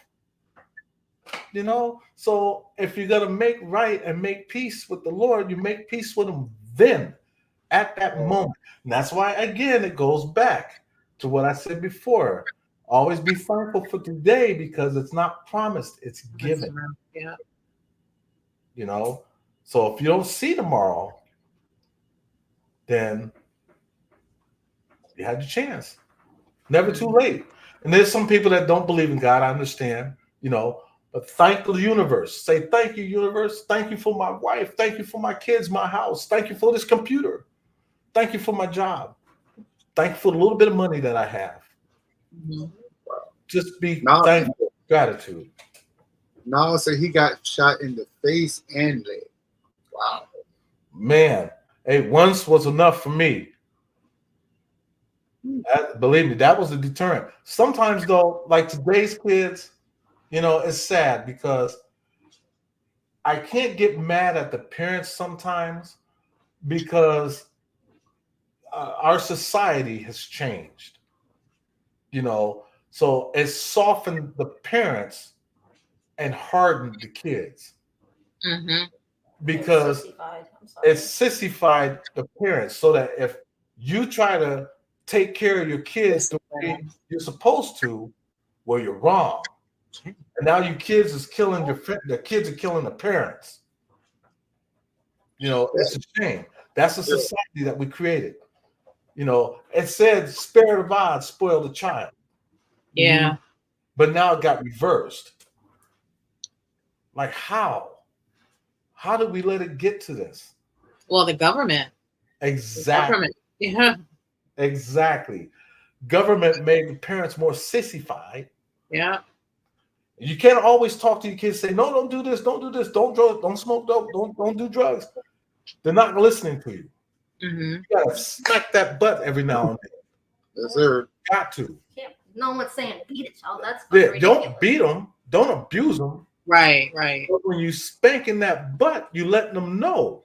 Let them know what they did wrong. Mm-hmm. Let them know what they're gonna do right. You let them know that who's in charge of this house. Put that fear in them. Kids are missing that. Right. They're missing it because now look what's happening. Yeah. They're going out robbing people, drug dealing, killing their own parents because they got grounded from a game or got grounded from the phone. Yep. They do shoot their parents. Yep. School shootings. None of this would have happened if we didn't sissify our parents. None of this would be happening. Yep. They all started in Colorado. That's where the shooting started. The first shooting? The first school shooting started in Colorado? The very first case. Yep. Yep, with those two kids, Columbine. Yep, Columbine, yeah. Wow. That's when the mass shooting started because that's when the government said, no more abusing your kids. And kids took them up on that. Shit, they should have did that when we was growing up then. There was no such thing as abuse. Exactly. We got killings, boy. Oh my gosh, we got our kids. Oh, horrible. Oh, the nice I remember.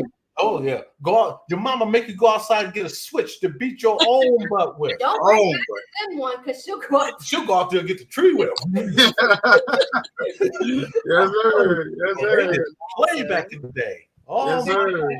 You know, and I cherish those days. I really do, because those days they're never gonna come back. They're gone. Well, all we can do is tell but we can only tell our kids what our parents used to do, because they're not going to do that to their kids. Well, at the same time, you have to look at how things have evolved. Social media took over the kids' lives. Oh yeah, I was just saying kids are more into this. Well, I think me personally, I think the rap industry got it first. Oh yeah, I think it started with the rap music, and then it went from the rap music to the internet now. You see what I'm saying? It started with that rap music. Xbox, and you have Nintendo, and you know what I'm saying, the whole gaming thing came into play, and then well, we had Nintendos and Segas and all that, and we was coming. Yeah, I remember those days. We still. I love those days too. When Nintendo first came out, yeah. But we were still chastised in the right way. Right. Yeah. It's the government. Well, our parents made us go out. Change it. Our parents made us leave the house and go away. Yeah, come back when the light came on, but go kids don't really go outside no more. Kids really don't go outside no more. They stay in the house, they're on the computer. Back in the day, we lived the only ones that want to go outside is the ones that want to get in trouble. They want to be thugs or pretend they thugs and go hang out with the wrong crowd. They're the ones that comes outside. You know what I mean? Yeah. But the thing about it is that everything is so messed up now. You can't even say nothing to a child without wanting to fight you. You know what I'm saying? It's ridiculous. Teachers are quitting now. Like teachers are literally here in Texas. They did a board meeting. Teachers are wanting to quit. All of them. They don't want to be a teacher here because of the strictness that they have to go through with students beating up on them, and they're not allowed to do anything. They can't do nothing, They right? can't, Nope. Their hands are tied. You can't touch a student. You can't yell at a student. Yep. That's crazy. We're gonna bring. Oh, we were gonna bring King Na up. I don't know where he went at.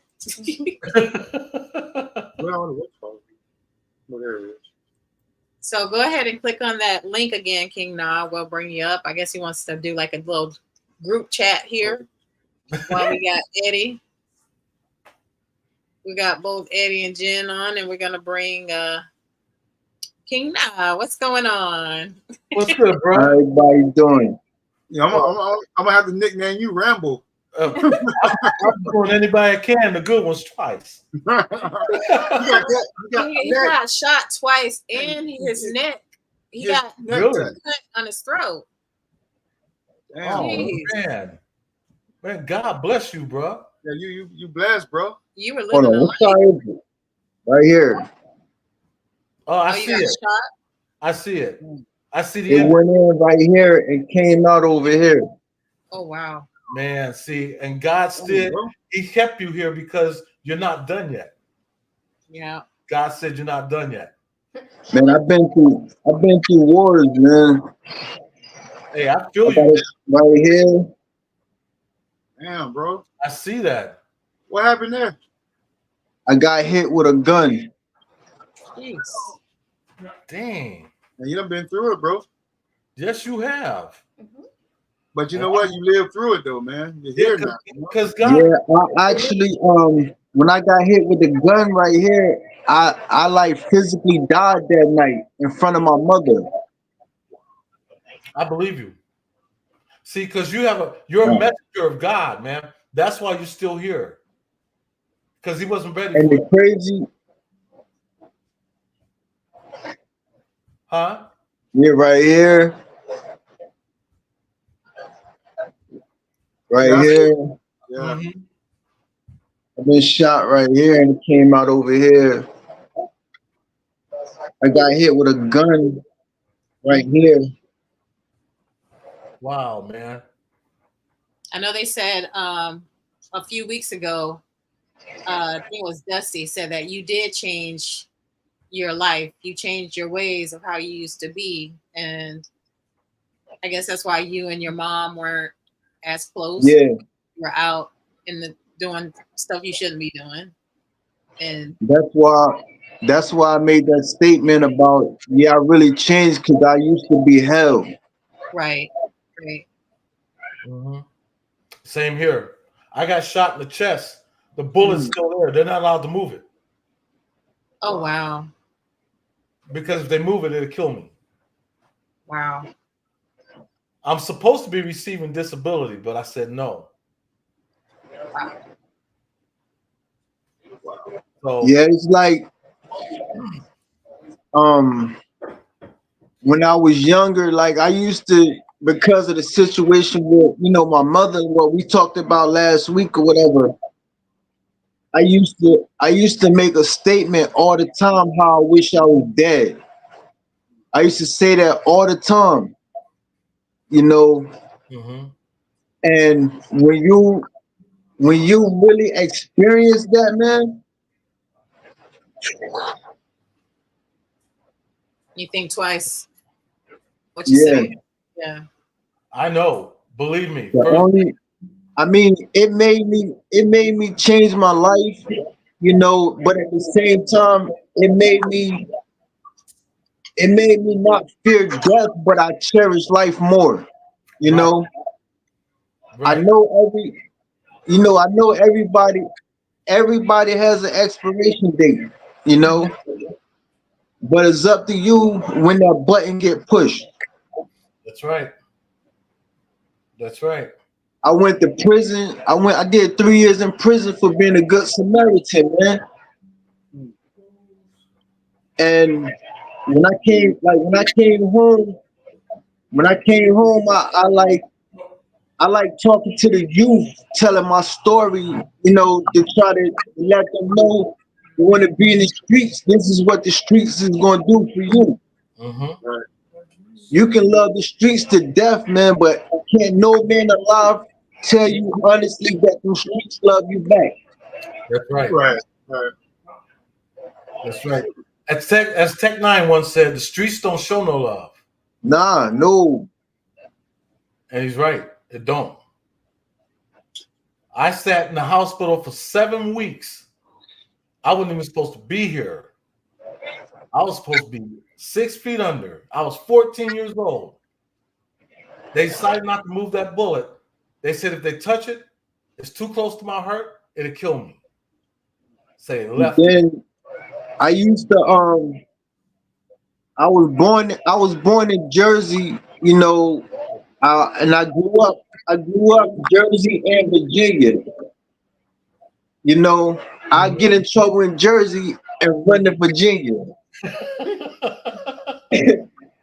And you know, out there I started selling drugs because I seen it was easy. You know, I'm like, man, them country bucks don't know what they're doing. I'm about to turn it up on them out here. Right. And I used to think the people that was around me, I used to think was my friends. Mm-hmm. You know, and this particular family, I consider my family. I call dude Pop and everything. Right. You know, and he's seen one. I used to bag my drugs up in his house, and this one particular night, I had about 25 $1 bills.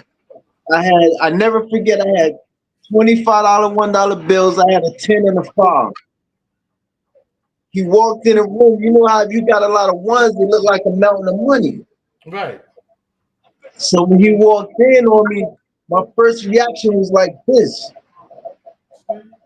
You know, so I'm like, all right, I'm gonna do this later. You know, I wrapped up everything.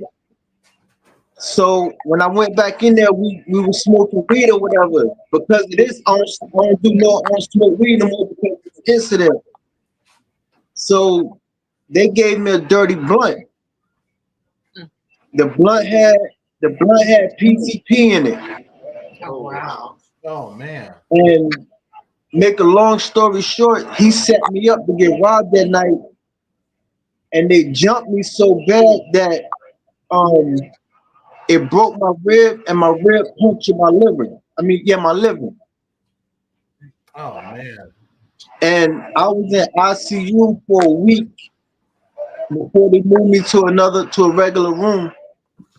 And the funny thing in it, how lucky I was, I had drugs in my sock the whole time. Detectives talking to me and everything, and I didn't realize it until the sheet came off my foot, and I seen a little knot in my foot. Wow. And I'm like, oh snap! So luckily, my uncle was in there with me. You know, I didn't want my mom to know. He knew what I was doing, but I didn't want her to see that. Right. So I had my uncle get it. You know, and it took like God will put you in situations where he be like, look, man, this is enough right here. That's right. You ain't want to take heed to none of the warnings I gave you. So I'm gonna sit your behind down right here and let you think about that. Yes. Exactly. And that's why I'm not even mad for going to prison for something I didn't do, because it gave me time to sit and reflect on everything. Mm-hmm. The only thing that I regret about that is I have an 18-year-old daughter in Virginia. Mm-hmm. When I got sentenced, she was 4.5 months. So I missed basically the first 3 years of her life. That's the only thing that I regret right there. Yeah. Right. Because you can't get that back. Nah. And it's like I was still kind of hard headed. Well, we You know what I all mean? sometimes, you know. Yeah, and I think that's a man thing, though. All the men, yeah. y'all are hard headed. That's true. Yeah. My mom, I used to FaceTime my mom every night, right? Mm-hmm.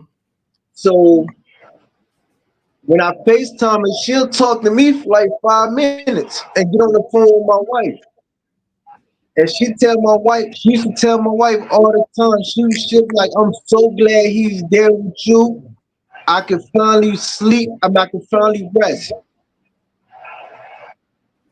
Right. My wife would tell you, she was like, my mother said this out of her mouth. I heard it. She said every time she heard a police siren or a rescue squad siren, she got worried, got up, paced to the house, waiting for that phone call.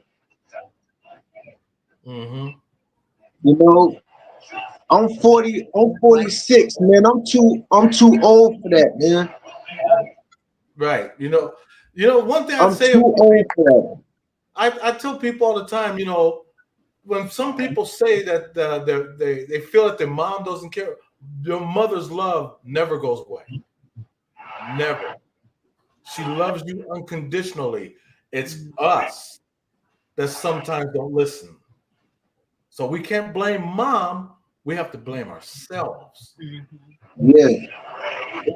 So this is again why I say you always every morning thank God, or if you don't believe in God, thank the universe for that day that you have. Thank your parents for being here, for birthing you, because without them, there would be no you. Right. You would still be floating in the universe, ball of energy. So thank your mom. I thank your mom, and I don't know your mom, but she brought you here, and she brought you to this meeting. And I thank her for that. This is how you get to meet and get to know someone. And this is how you show love and get love back. Yeah. See, in order to get love, you have to give love. Right. Exactly. It's just like respect. Yeah. Right. You gotta receive it, you have to get it. Yeah. That's my logo. Yes. So always keep show his hat. That's his this is respect. Yes. Respect. Give to receive. Give to receive. In order to receive it, you got to give it. Exactly. Just like Jesus, when he died, he gave his life for us. Right. To change our lives, to get out of the sin that we're in and have a better life. But you have to believe. Mm-hmm. If you can't believe in yourself and in him, then what do you believe in? Exactly. So thank God for our parents, our grandparents, and their grandparents, because without them, there will be no us. Mm-hmm. We are thankful. I'm thankful for all of you. I'm thankful for everybody that's in your chat. I'm thankful for everybody in my neighborhood. Oh, yeah. I'm even thankful for my enemies because it keeps me going. Yeah. I don't know if y'all saw when I wrote the message. Did y'all see what that other dude wrote? Yeah, I took him out. I took him out and blocked him. Me and my wife seen it at the same time. I'm not gonna lie, it started to piss me off a little bit. That's why I was like, why would you say that? Yeah. He was saying some off the wall stuff. I was just like, I don't know what he was trying to go or what he was doing. Like he was like, I think he said you, Eddie, was the devil. Yeah. And I'm like, why would you say that? You don't even know this guy. Exactly. Yeah, and I get used to that. Mm-hmm. I just shrug it off. That's all. Right. You shrug it off because if you dwell on stuff like that, I mean, we get you. Believe me, we've heard worse. We're here in Texas, so you can imagine the things we hear. Right. I'm white and black, so. I have really? I couldn't tell that. Well, we was trying to, I live Oh my Italiano. She's a Italiano. woman. You are Italian, aren't you? But The part of Virginia I used to live in is called Southampton County. It's the same county where they hung Nat Turner at, where all of that Nats and stuff from Nat Turner went on. I remember hearing that case. Don't you know they still got that tree up? I believe it. Yeah. Yeah. It's called I think the name of the road is Hanging Tree Road. Yep. What? And yeah, and the court wanted like the superior courtroom out there. Soon as you walk in the lobby, I think they took it down now, but for the longest they had a display case with all the tools they used to kill that man. Wow. Wait, this was the man. I think this was the place Tracy said she was going at. The Nat Turner. Where he went around. Didn't he go around before they killed him and he was taking revenge on different plantations or something like that he was doing? That was a big story in Ohio. That's crazy. Yes, I do remember that. Good. Now you want to get up. So they made a museum out of the wow. No, they said they took all the tools that they killed him. Right, out of all the tools and stuff. That's And crazy. and the cops, the area I was at, the cops was like, with me personally, they was headhunting me. They had a grudge against me because like I used to box. So some years ago, I beat 2 cops up and I beat the case. Wow. It was a self-defense case on both occasions because of their dashboard camera. So every little thing they did, every little thing I did, you know what I mean? They tried to railroad me. Like when I said a moment ago about when I did 3 years for being a good Samaritan, the lawyer I had, he's the court clerk now. He got demoted, it sound like. He convinced me into taking a blind plea bargain when he knew for a fact I could have fought that case and won. Yeah, he deserved to get demoted if he did that. Yeah. And the reason why he basically convinced me to taking that plea bargain is because when you take a plea bargain, especially a blind plea bargain, you can't appeal that case. It's written in stone. You can't appeal it. Right, it's null and void. Yeah. And Virginia is like I think the top Commonwealth state where they can make their own laws up as they go. I believe that. Oh, I believe that. And I know this for a fact because when I went to court one time down there, he gave me a safe neighborhood fund. And I said, man, what the hell is that? A safe neighborhood? What does that do? What does that mean? You still don't know. It's not like something you would get from Allstate. And right? You get referred to us, you get the Safe Neighbor program.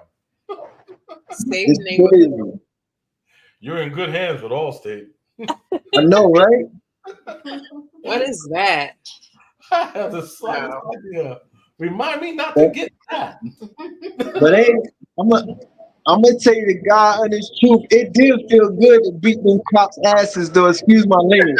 It felt good. I bet it did. But one thing about it, you was beating and talking at the same time, weren't you? Like your mom. I was just beating. Oh, yeah? Just beating. Would you like? I told you not the first incident, the cop basically told himself because in the patrol cars, those cameras are reversible. Right. So I'm far from stupid. I play stupid, but I'm far from stupid when it comes down to the law or whatever. So the whole time we arguing, he didn't realize how I always stayed in the front of the car. I never moved. And the words I chose wasn't threatening. I told him if he wasn't a cop, I would beat his ass. If you didn't have that badge, what I would do to you, those are not threats. Mm-hmm. So what he took upon himself to do was to take his badge off, take his gun butt off, lock it in his car. When the dashboard cam showed everything, he came back out, got in my face. When he pushed me, that's when all hell broke loose because of self-defense then. Right. But once a cop take his badge and his gun belt off, he's a citizen. He's just like you. He's not protected no more. And after that, that's a wrap. Yeah, it really was a wrap. It's on. And when I seen the backup lights, like lights off the reflections off the windows and stuff, I backed up and got on the ground like, but I never moved from in front of that dashboard camera. That's right. You were not Trayvon Martin me out there. I'm sorry. No. Right. Oh. Crazy. Jeez. And the funny thing about it in court, it's funny because in court they almost got me. Good thing I remember that dashboard camera. I had my lawyer subpoena it. And once it came in, you know, the judge reviewed it first. Right. When he reviewed it, he called a private court case. We had to go in his chambers, just me, him, the prosecutor, the officer, and my lawyer. Mm-hmm. And they showed it. When they seen what he did, the judge went like this. Yeah. And believe me, when I walked out that court, I went and paid. They gave me a disorderly conduct fine for cursing and stuff in public. When I walked out that courtroom, I went around the back to the office, paid that, and I went to the train station. Mm-hmm.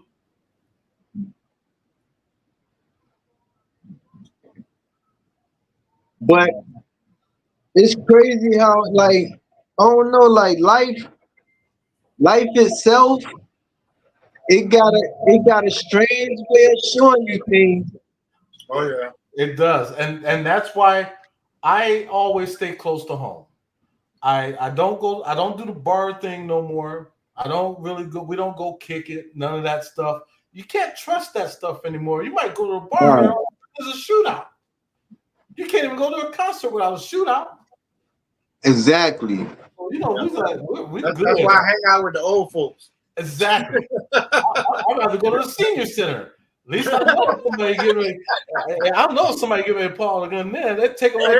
They be fighting up and down. My circle so small. I talk to myself. Yeah, that's a small circle. For real. That's my wife. My wife's circle's that small. Yeah. Yeah. That's just like drinking. Hers is too. You can't get in trouble. Well, I can exactly. Argue with yourself. With one hand, you know what I mean? Yeah. Yeah. For years, you know. Yeah. You're cussing yourself out. You know, putting yourself in headlocks. Can't. I let Mike go out for both of us. And it's crazy. You couldn't pay me to stay in that house back when I was younger. Right. It was like I was missing something. Now, man, you can call me a hermit crab. I'm in my room. What? You know, that reminds me. I remember back in the day when my mom used to spank my butt. Did your parents ever talk to you at the same time they spanking you? Same time. I tell you about that stuff. Boy, next time you go. I mean, she get every word. Next time you go outside. And you know what? And you know what used to get me? Yeah, my mom used to beat me, right? She used to beat me with switches. And she'd be like, didn't I tell you not to do that? Then she wait for an answer while she's still hitting you.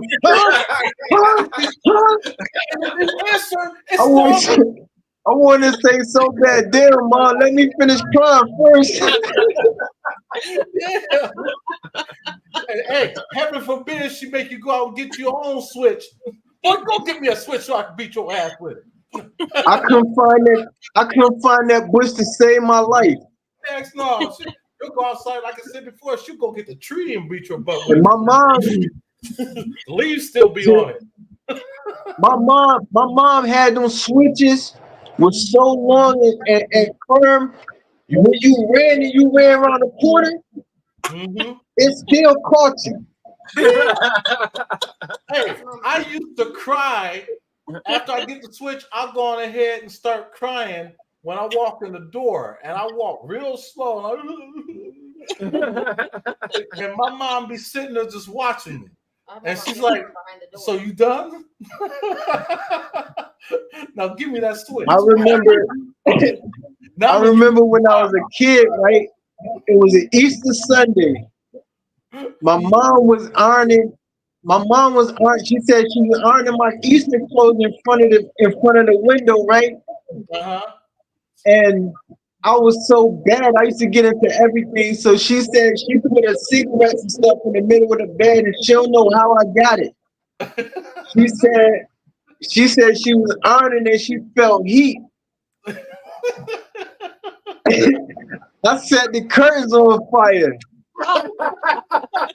My grandmother was my savior, right?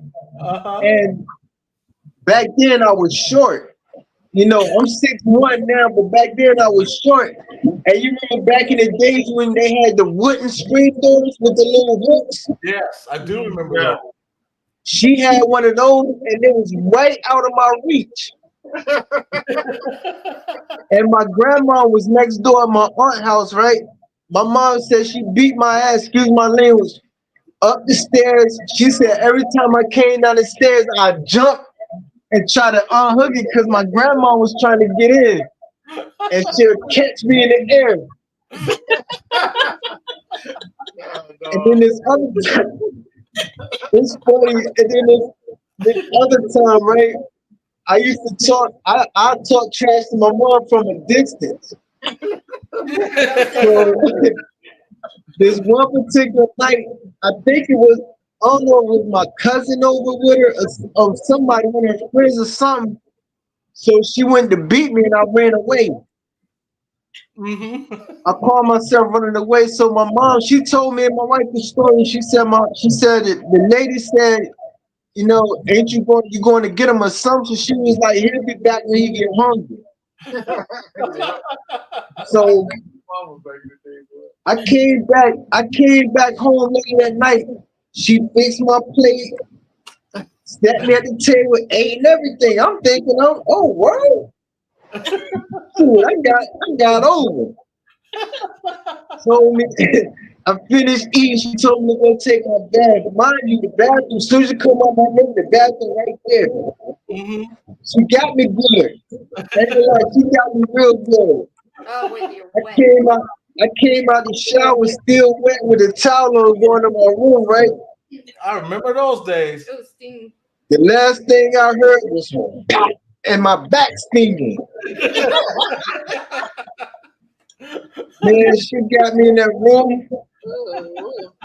And I wasn't even born in slave days, but she gave me slave memories. Believe that. That's why Man, when I say I was bad, man. And my dad, he used to be a correctional officer. And he always kept that leather belt even after he retired. Right. That belt had to feel God in me.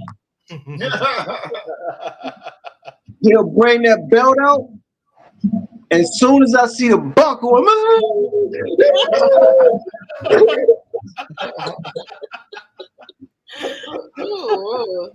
But you know, Drina burned down the house. Man, I burned down. man. I burned down the whole house. I burned my grandma's house down.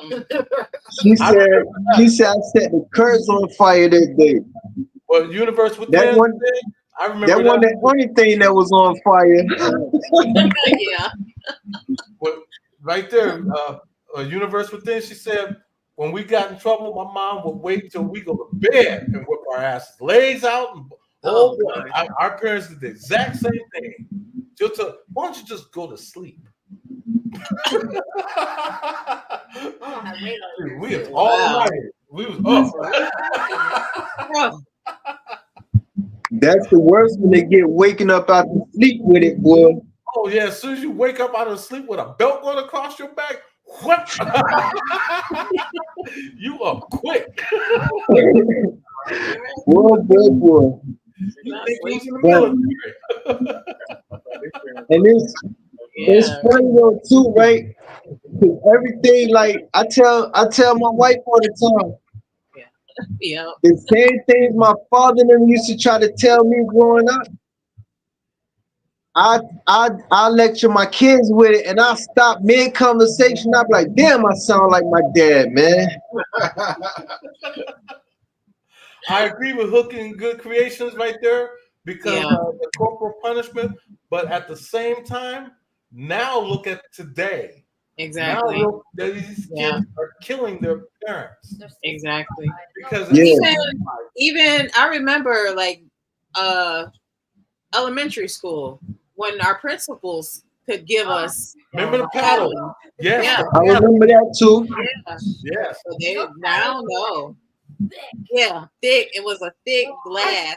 I remember I got in trouble once. I had to get a paddle. They called my parents first, so that my parents can watch me get paddled.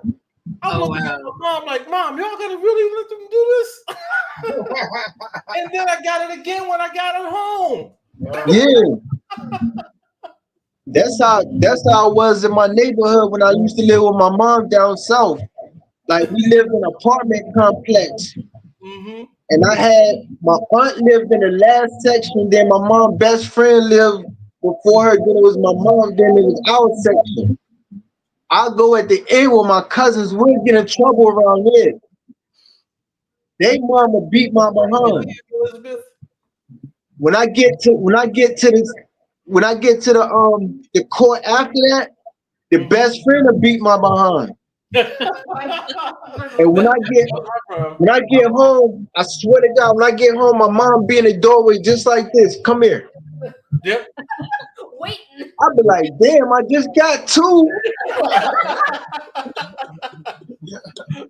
Lucky number 3. It's a line. You got a line waiting outside. They don't have it like that.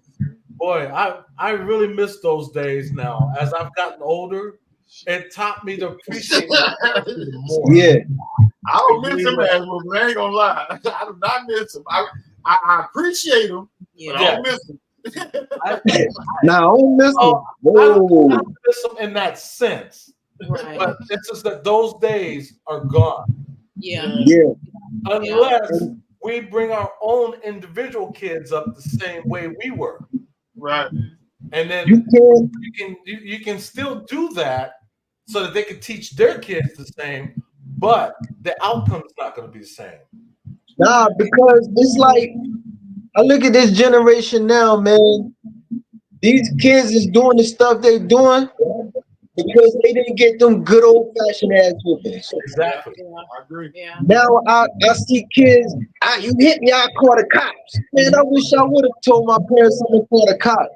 I called children's services on you, Mom. Yeah. Go ahead. I did that. Matter of fact, I did that one time with my mom, and she told them she told me she got until they get here to whip my ass. Like I remember this incident when I was in high school, right? It was dumb as hell to me. I had my own car. Why I did it, I don't know. I still chose to steal my aunt's car. Pizza was bad all around. My car is literally in the front of the house. I swear, my car is literally in the front of our house. I chose to push my aunt's car out the yard, down the street, and started and go and got caught. My dad beat my ass, sent me to school the next day, right? I never said a word. but they knew something was wrong because I always participated in gym. Right. That day I couldn't.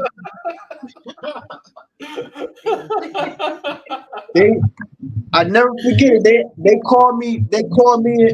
My counselor, the guidance counselor, called me and asked me, "Was everything all right?" And I said, "Yeah." Mm-hmm. When I got home, my dad took my car from me, so I had to ride the bus. When I got off the bus, I seen a black dude in a suit and a briefcase going to my door. I thought he was an insurance man. So when I walked in the house, Dad, somebody here to see you. We got in the living room and sat down, and he said he was from DIFUS. What's that? CPS. Oh, okay. Food services. But up here we call it DIFUS. Diapers.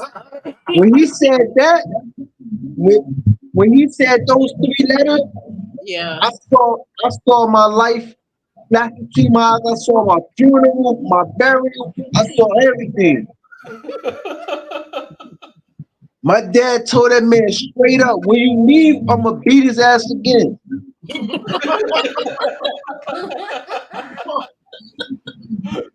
And he did not lie.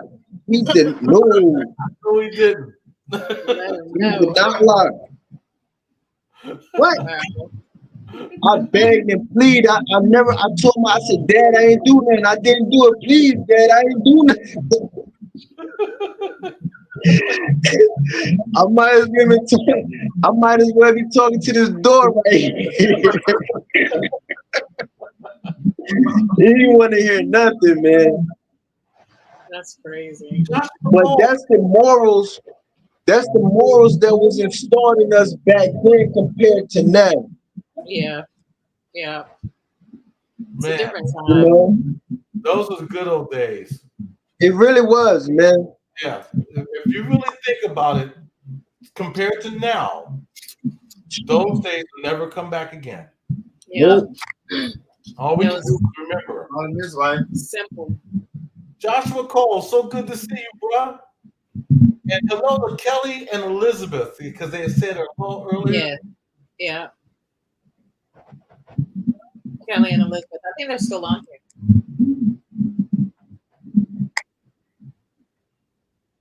Hey, Nas, what was the video you tried to send us? What was that about?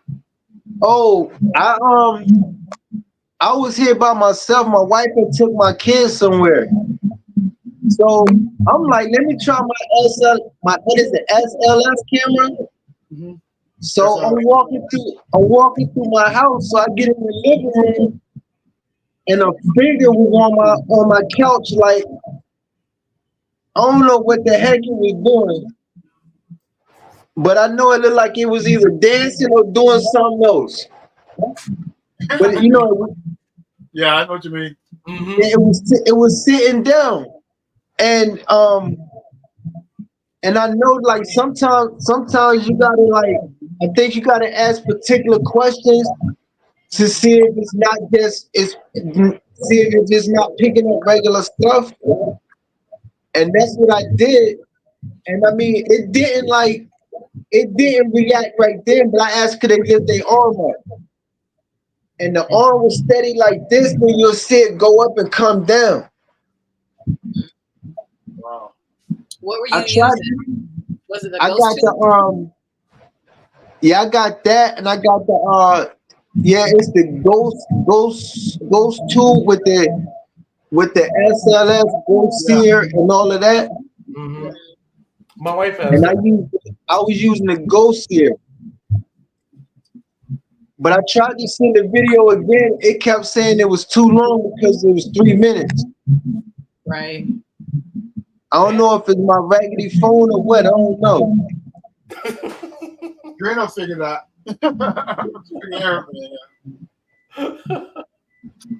Wow, that's interesting, man. That really is. But it was, and it didn't, like, normally, I mean, it didn't scare me or nothing. I was just sitting there, I felt normal because I don't know, like, I felt like it was, don't know. I'm not gonna. I want to say my mom or my father. You know, because of the feeling I got. You know, but I don't know. I'm gonna see. I'm gonna see if I can cut it. I'm gonna see if I can edit it Maybe and you could cut edit it. it to like Yeah. a minute or so, or maybe just make it into 3 sections of a minute, and then all 3 of them like that. Miss CG, have a good night. Stay blessed. Yes, Miss CG, thank you for joining. I hope they get your lights turned on soon. Don't eat no more chicken. She said she don't want the chicken. She just wants Good the night. meat. Let me see.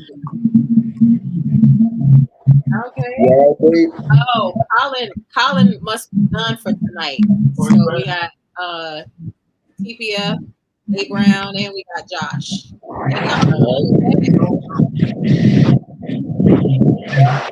We know Colin.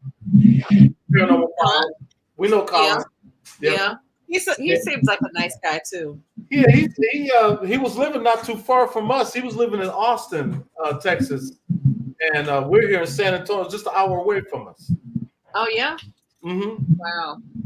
They were always on the go. He's a busy person. He does a lot. Yeah, he's a good dude. He really is. He's a good dude. Yeah. I was supposed to about a year ago, I think it was.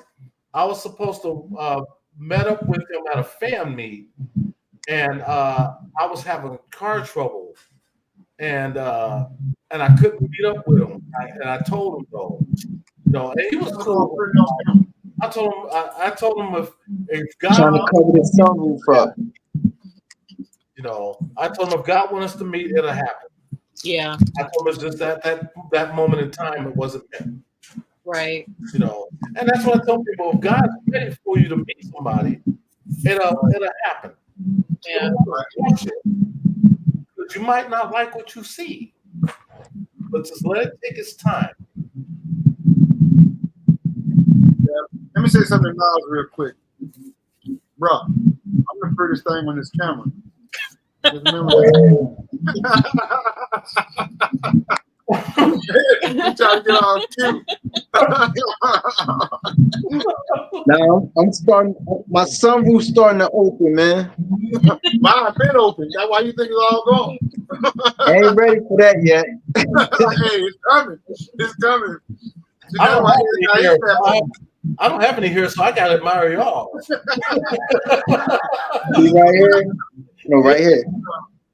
I see it. Getting a little it's in and out. Okay. It's all right. It's in and out. Yeah, we've known Joshua Cole now. It's been about what, 3 years? I think we've 3 or 4 years that we've known Joshua.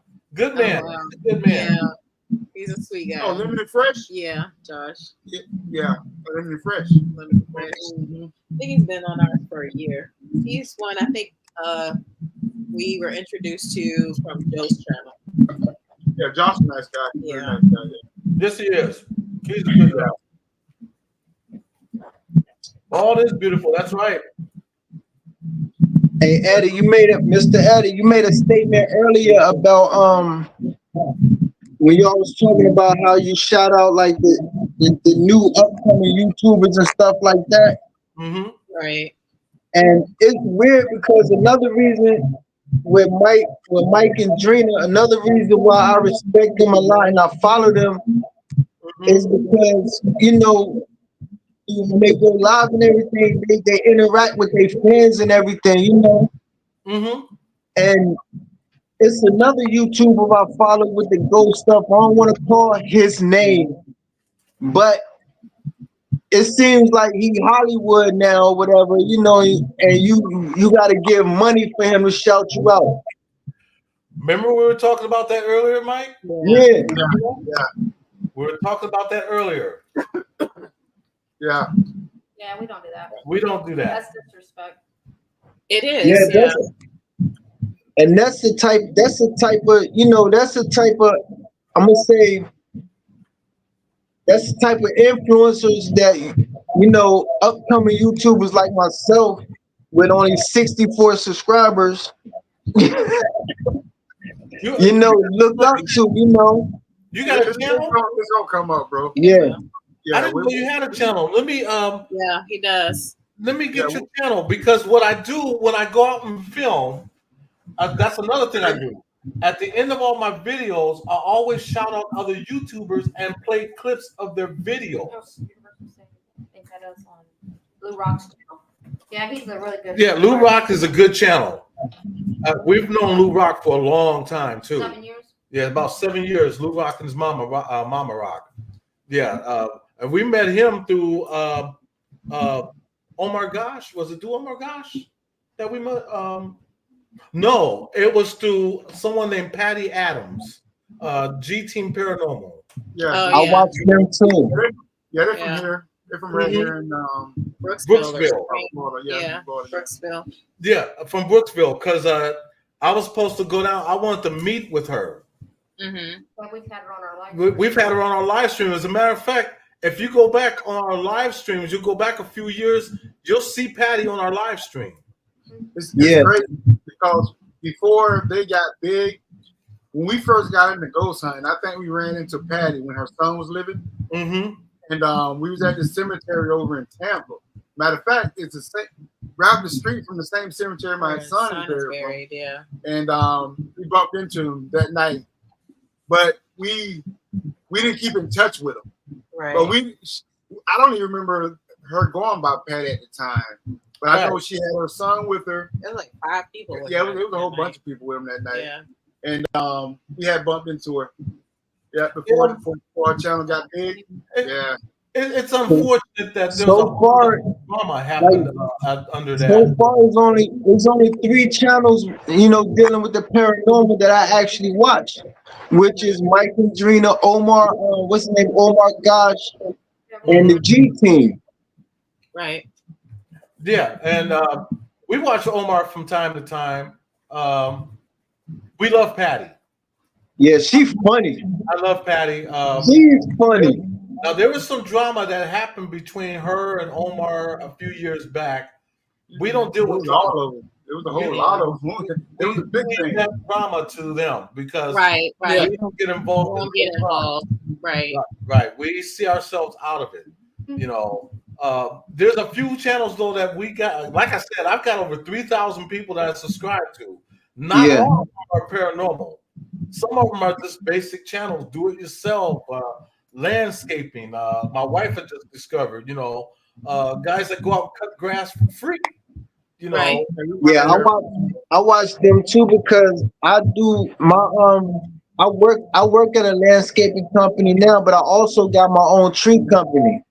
That's good. You know. But I think I'm about to get the tree work up, man. It's taking a toll on my body too much, man.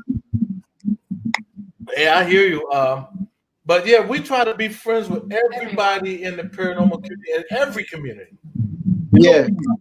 That's what I mean. We love everybody. We don't get involved in no drama because we don't want that. We don't want negativity in our house. We want positivity. We want to bring positivity to you, not away from you. You know, so we see ourselves out of that stuff. You know, but at the same time, we just want everybody to love everybody, appreciate what everybody does. That's why at the end of my videos, I shout out other YouTubers and I show the clips of their videos so that people can go by. And I leave the links of your channel in our description box so people can go by and check you out. Because I tell people it's not about us, it's about you too. That's how you get love. In order to get love, you have to get it. You have to give it before you can get it. Yeah, I keep trying to tell Drina that, but she don't want to listen. It depends on the kind of love you want her to give, you know.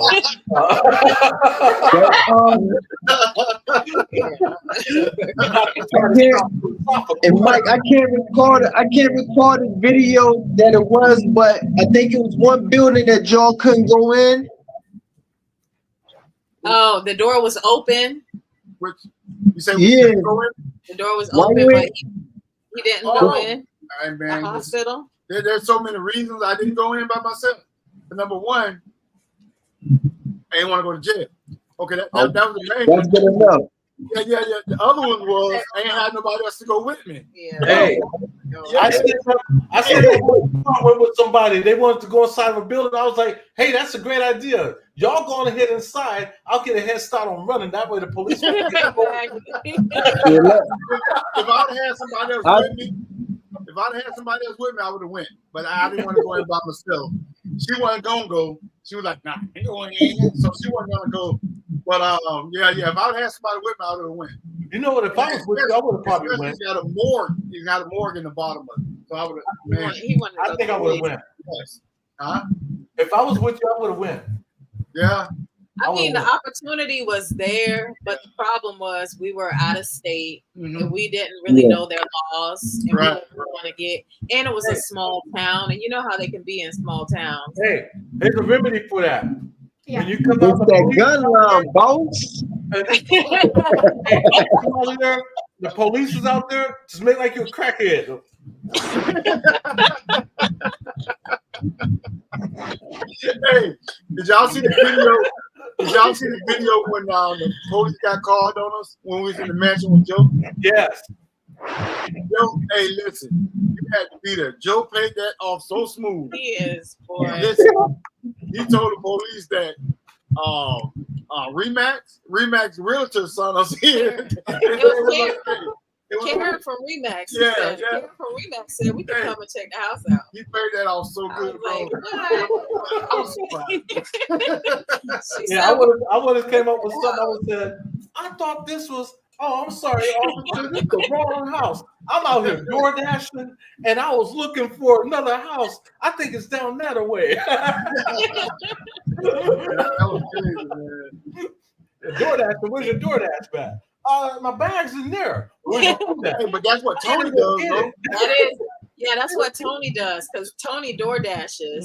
So he goes and scopes out abandoned places, but acts like he's delivering DoorDash. Right. And he keeps his bag on him all the time. So he says if he goes up to a house and he has his bag in his hand and he tries to open the door. Yeah, officer, I was just delivering this DoorDash. Really? What's in it? I gotta go to the store and get it. I was gonna let them know ahead of time that I'm gonna go to the store to get their food and bring it back. Yeah. I want to make sure they're living here.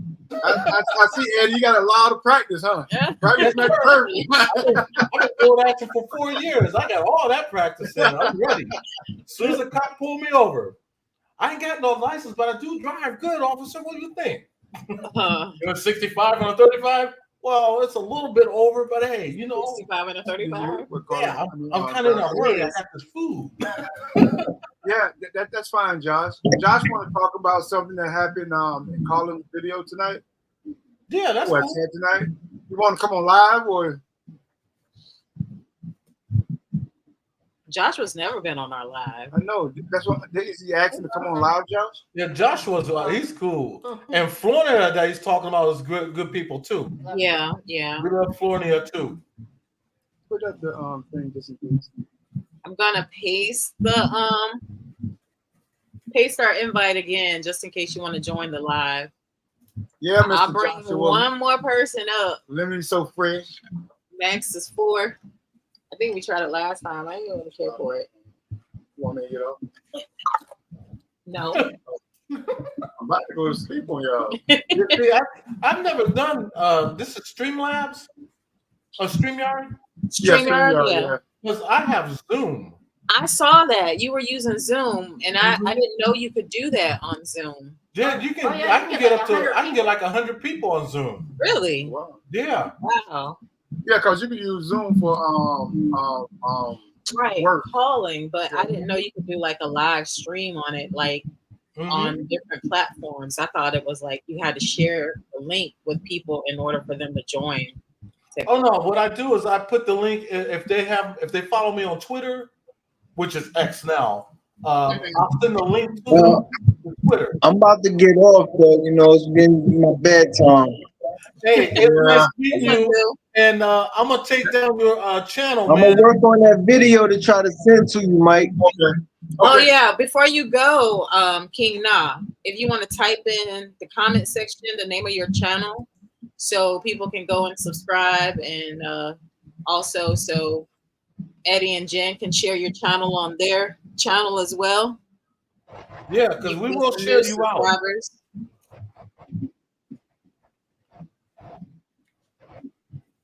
Did you hear it now?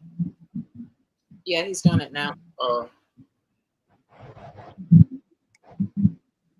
Josh said, so Florida is the only one that noticed they put a DE threat in his chat saying,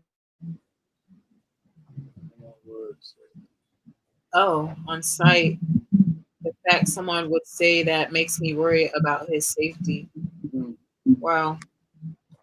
I think I said last time with Colin, the videos he's been doing lately, I was kind of worried about his safety as well, because he's touching on some touchy subjects that a lot of people don't talk about, and I'm sure it's because of a reason. And not only that, you don't really know who these people are. And yeah, and I said, you know, maybe if he had like a faceless channel where he didn't show his face, he could like talk about the topics that he's talking about. But to put him, he's really putting himself out there, and it's scary.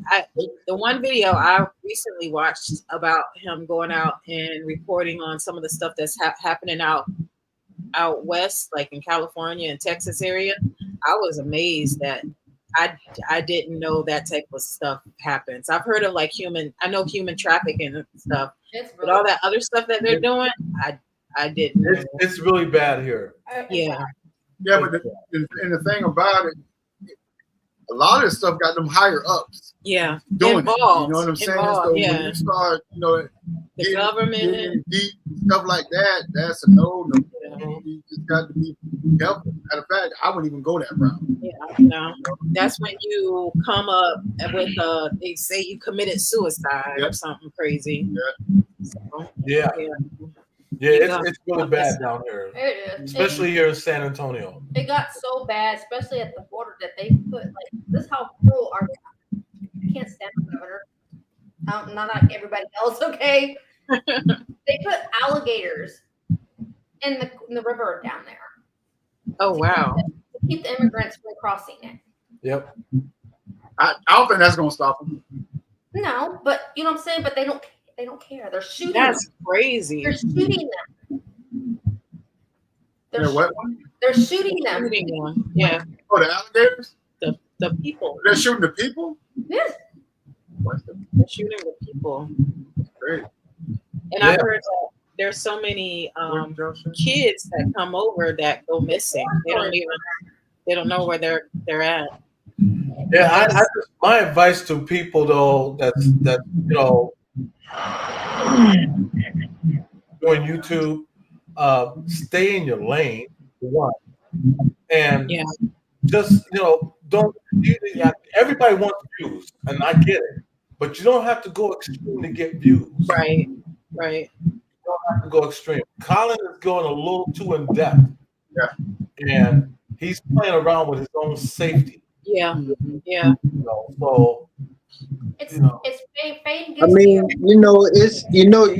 I know all of us heard of that it's an old school saying. It's called mind your business. Right. Mm-hmm. You live longer. Yeah. Some things you just views ain't worth your safety or your well-being, man. Right, because I know it's his passion. I know Colin. I know how he is. I know his dad. And I know this is his passion. But sometimes you just gotta take it on the chin because your life is more important. Exactly. Right. Yeah. And when you start to hinder your own life, there's a problem here. Yeah. Because everybody wants to make money. Mm-hmm. Okay, I like to make money, but I want to do it the right way. I want to be able to see my wife the next day. Right. I don't want to go out and do no story that's too in depth on a person's life or their tragic death, and their families don't want that story coming out, and then you put it out. I mean, come on, enough is enough sometimes. Mm-hmm. I value my life. I value my family. And sometimes they got to take it on the chin and just go off to the next story. Yeah. Right. You know, Hey, Brown, that's hey, Brown, Well, that's y'all have a good night and be blessed, man. I want to check out your channel. What's the name of your channel? Did you put it in the comment section? Yeah, it's King_Now. Okay. King_Now. Got it. Yeah, Brown. Hey, Brown. That's understandable, but you know, in my opinion, I know you can always have a passion for something, but at the same time, you still got to be Have a good careful. night, King. You got to be careful. You never know what you're gonna run up on and what you're gonna learn that somebody don't want you to run up on and learn. You know what I mean? Right. That takes you out for it. You know what I mean? So sometimes you just got to understand which way to go and what way not to go. You know, what to say and what not to say, because it's dangerous, man. People out there killing for everything at now, you know, and some stuff they don't want put out there, you know. So you know, putting it out there, you're risking your life, you're risking your family's life, believe it or not. They'll take anybody out because, and just to teach you a lesson. You know what I mean? So, we don't think she's a troll at all. Oh no, she's not a troll. Not at all. No, no, she's not a troll. No, she's not a troll or nothing like that. I'm not saying that. No, we're just talking about calling and, you know, and that type of thing. It's more like we're not talking against him. No, not against him at all. It's time to be careful. Yeah. No, because we love Colin. I would hate to see something bad happen to him. None of us want to see anything happen to him, and we're just concerned. Right. But, there's nothing bad at all. Nothing bad at all, you know. Hey, Brown, I am not a troll. No, we're not calling you a troll. Not at all. No. My wife is short. She could be a troll. Just saying. She's only 4 feet tall. Yeah, but his father, I know his dad goes out with him. His mom has gone out with him in the past on videos. So he has some type of older, mature leadership, somebody telling him, and I'm sure his dad talks to him about certain things that he does and goes out. And he's married now. He's got a wife, and I'm sure they want kids one day, maybe. I don't know. But I don't know. My thing is that's just scary. You need to be careful. You know what I mean? That's all we're saying. You know, and we saying it out of respect. Yeah. No disrespect to nobody. I love his channel. I love Colin's videos. I just, you know, I've watched other people. Who was the one guy? I've watched Colin grow when he was a teenager. Yeah. Before when he first came out, when he was small. That's when we first started watching. That's how long I've been watching Colin. Yeah. That's when we really got, you know, like personally talked to him. Yeah, we've talked to him personally more than once. There was the guy, he used to be a food critic. He used to do food videos, and then he went from that to doing like regular documentary videos. He was a big I can't remember his name, but he ended up Dan Bell? He ended up committing suicide. Oh, wait a minute, that's not Dan Bell. He was gonna come out. I know who you're talking about. Yeah, the people was watching his house. Yeah, he was gonna come out doing a documentary on human trafficking. Him and 4 other people. Right. And they were all famous people, and something happened to all of them. Bourdain. Yes. Anthony Bourdain. Yeah. So I'm just like, is that gonna be, you know, Colin's? I'm sure this has to be in the back of his mind as well. But that's It's just I don't know. It's just certain topics. I don't care how big we was to get that we just won't. We won't cross that line. Yeah, we're not going to cross that line. I will never say nothing bad about any YouTuber. Oh no. Anyone, period. That's not what we do. We give love. We give more love to everybody than we do anything else. I would never say nothing derogatory or about anybody. That would be out of our character. They go out with him on the paranormal side. His brother-in-law goes with him on the conspiracy stuff. Yeah.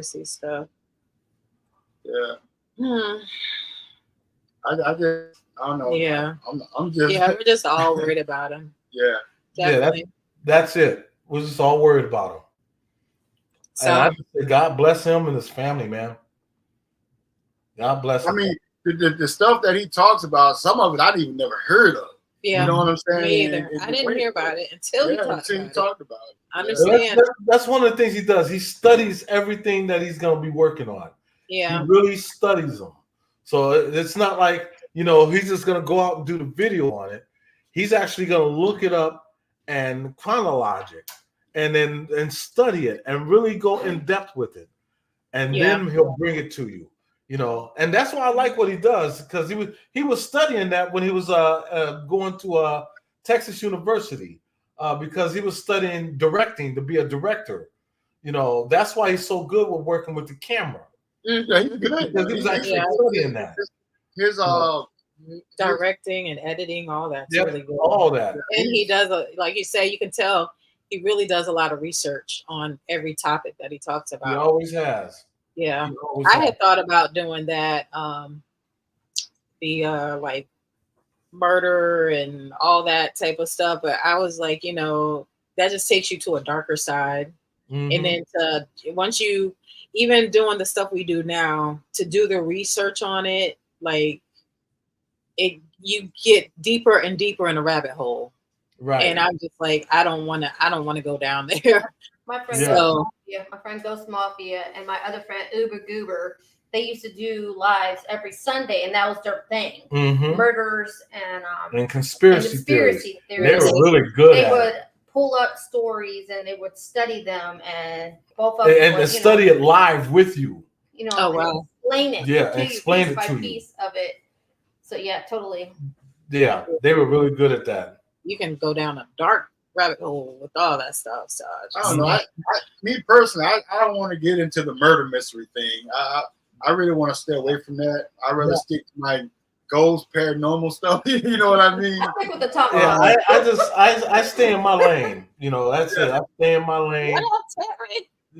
What's going on? We do our spirit box sessions, and we got the boys. We don't go to no abandoned places, because I tell people we're not paranormal investigators. We're just enthusiasts. I don't want to lie to anybody and let them think, hey, these are paranormal investigators. And all we do is cemeteries. You got that, Joshua. That's right, Joshua. Ghost Mafia will always be a legend. Yes. We miss him. We miss him so much. But our spirit box sessions never let us down. Never.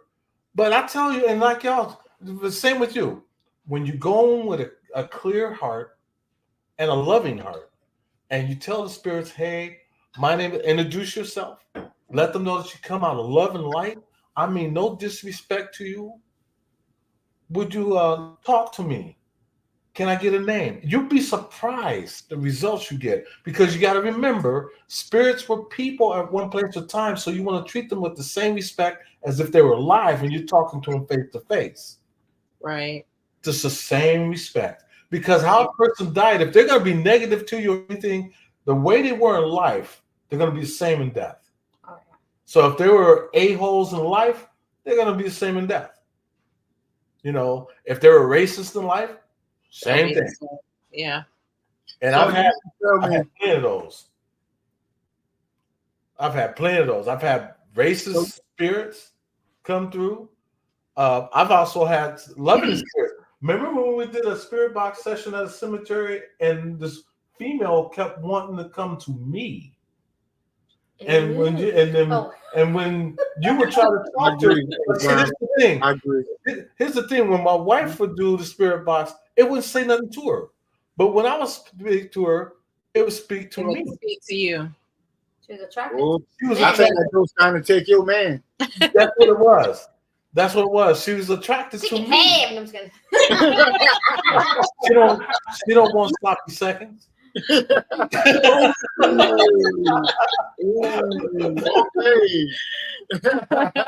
that note, no. Don't worry, I'm talking about me. Him, Josh. What still never gets soggy in milk? Tacos. There you go. Ladies and gentlemen, Joshua's in the house. Oh, okay. Let's see if we can bring. I want to introduce Eddie and Jen to Tony. Terry. Oh, Terry. Terry. No, Terry, don't do it, Terry. Man, I got to get on the show. And Terry is over in Texas with you guys. Oh, really? Yeah. Hey. Matter of fact, we told you about Terry on the last live that you was on with a couple us. weeks ago. Yeah, he has a podcast show too, and he does ghost hunting. It was your lemon fresh beard, Eddie. It is lemon fresh. Was left of it. I had to shave. I was looking like a black Grizzly Adams when I had all that hair on my face. I was looking like I was either that or a box of rice. Uncle Ed's. Oh, he said I already know them. Terry said he already knows you guys. Oh, really? Terry, you can join our live if you'd like right now by just clicking on our link real quick if you want to come on for a short time. We're not going to be on much longer because it's been 2 hours. Going on 3 hours. Oh, geez. Yeah. I know how time flies. Flies, right? When you're having fun. Mm-hmm. I'm glad you were able to join us tonight. I'm glad my wife was able because we have a 65-inch TV in the living room. And so because all we watch is YouTube. We don't have cable. The only reason she came was because you called her. Well, I knew she was watching the TV too. No, it was in the So, but she didn't want to be on though. No. She was fine with being on. She was fine with it. She's on their live. She was the one that noticed that you guys were on my live though. Right, but they do their own lives every Sunday. No, I want her on my live. They do their live Sunday at 7 p.m., isn't it? I ain't see I want to do 7:30. Where the boys at? One's here. The other two are upstairs. He's the reason why I don't come live because I'm always dealing with him. Because always dealing with him. Oh, okay. Now, the other two boys, they're into sports. They love sports. He's my 2-year-old toddler. So they're into the TV. Yeah. You know, and as like I said, we don't have cable. We only watch YouTube. That's all we do. Well, we watch. We do a lot of streaming and stuff, but that's it. Yeah, we don't watch started streaming. We just started coming back this past Sunday was our second time.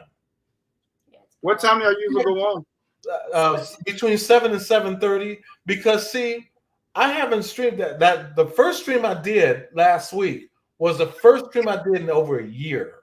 Mm-hmm. Oh wow. Well, I can't make it at 7. I be working. You know that's the night I script. So that's on Sunday. Yeah, that's night I script.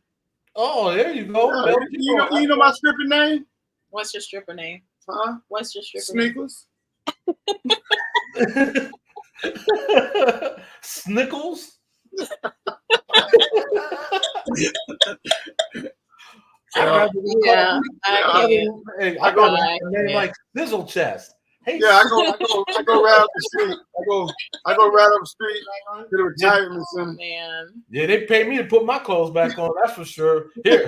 That's why you got to go to the retirement center. He goes to the retirement center and he strips. It's the first of the month for the old people. Oh yeah, heck yeah. Get the EBT cards. Heck yeah, get that healthy. That healthy card. Get that $50. That's what's up. That's changed. Those old people be throwing pennies. Yes, honey. This is all I get my Social Security.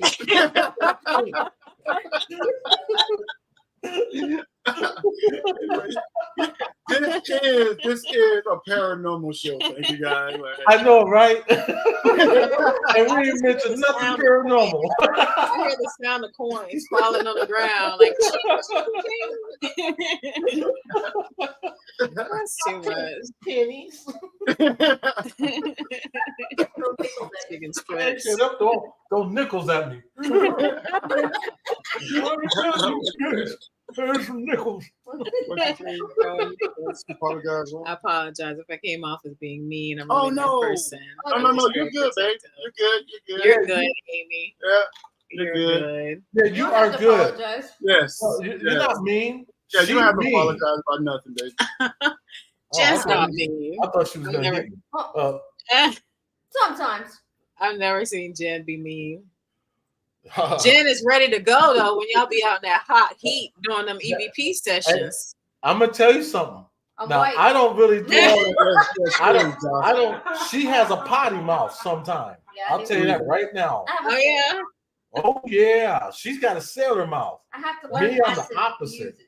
I am the total opposite. Her, oh no, she will get black on you real quick.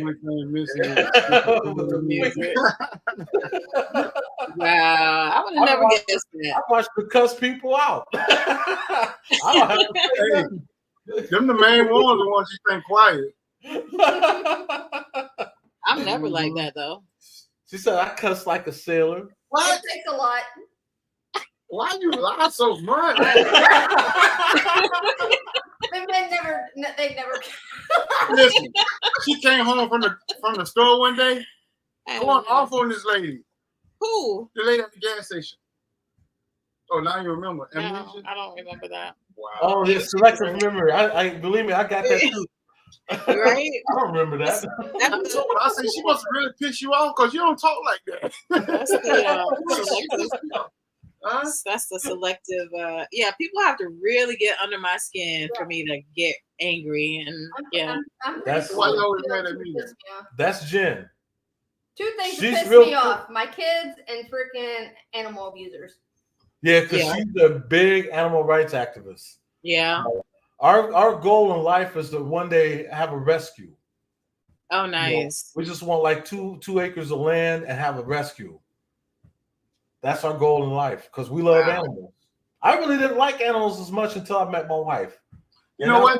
I thought land out there was real cheap in the desert.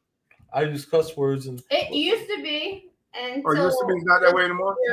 This year or so, yeah, it got ridiculous out here. When the Californians moved here, the government decided, hey, we can make money off of that, so they raised all the state taxes and land taxes. This is the thing that got me. Rent went up, and so and that's what got me.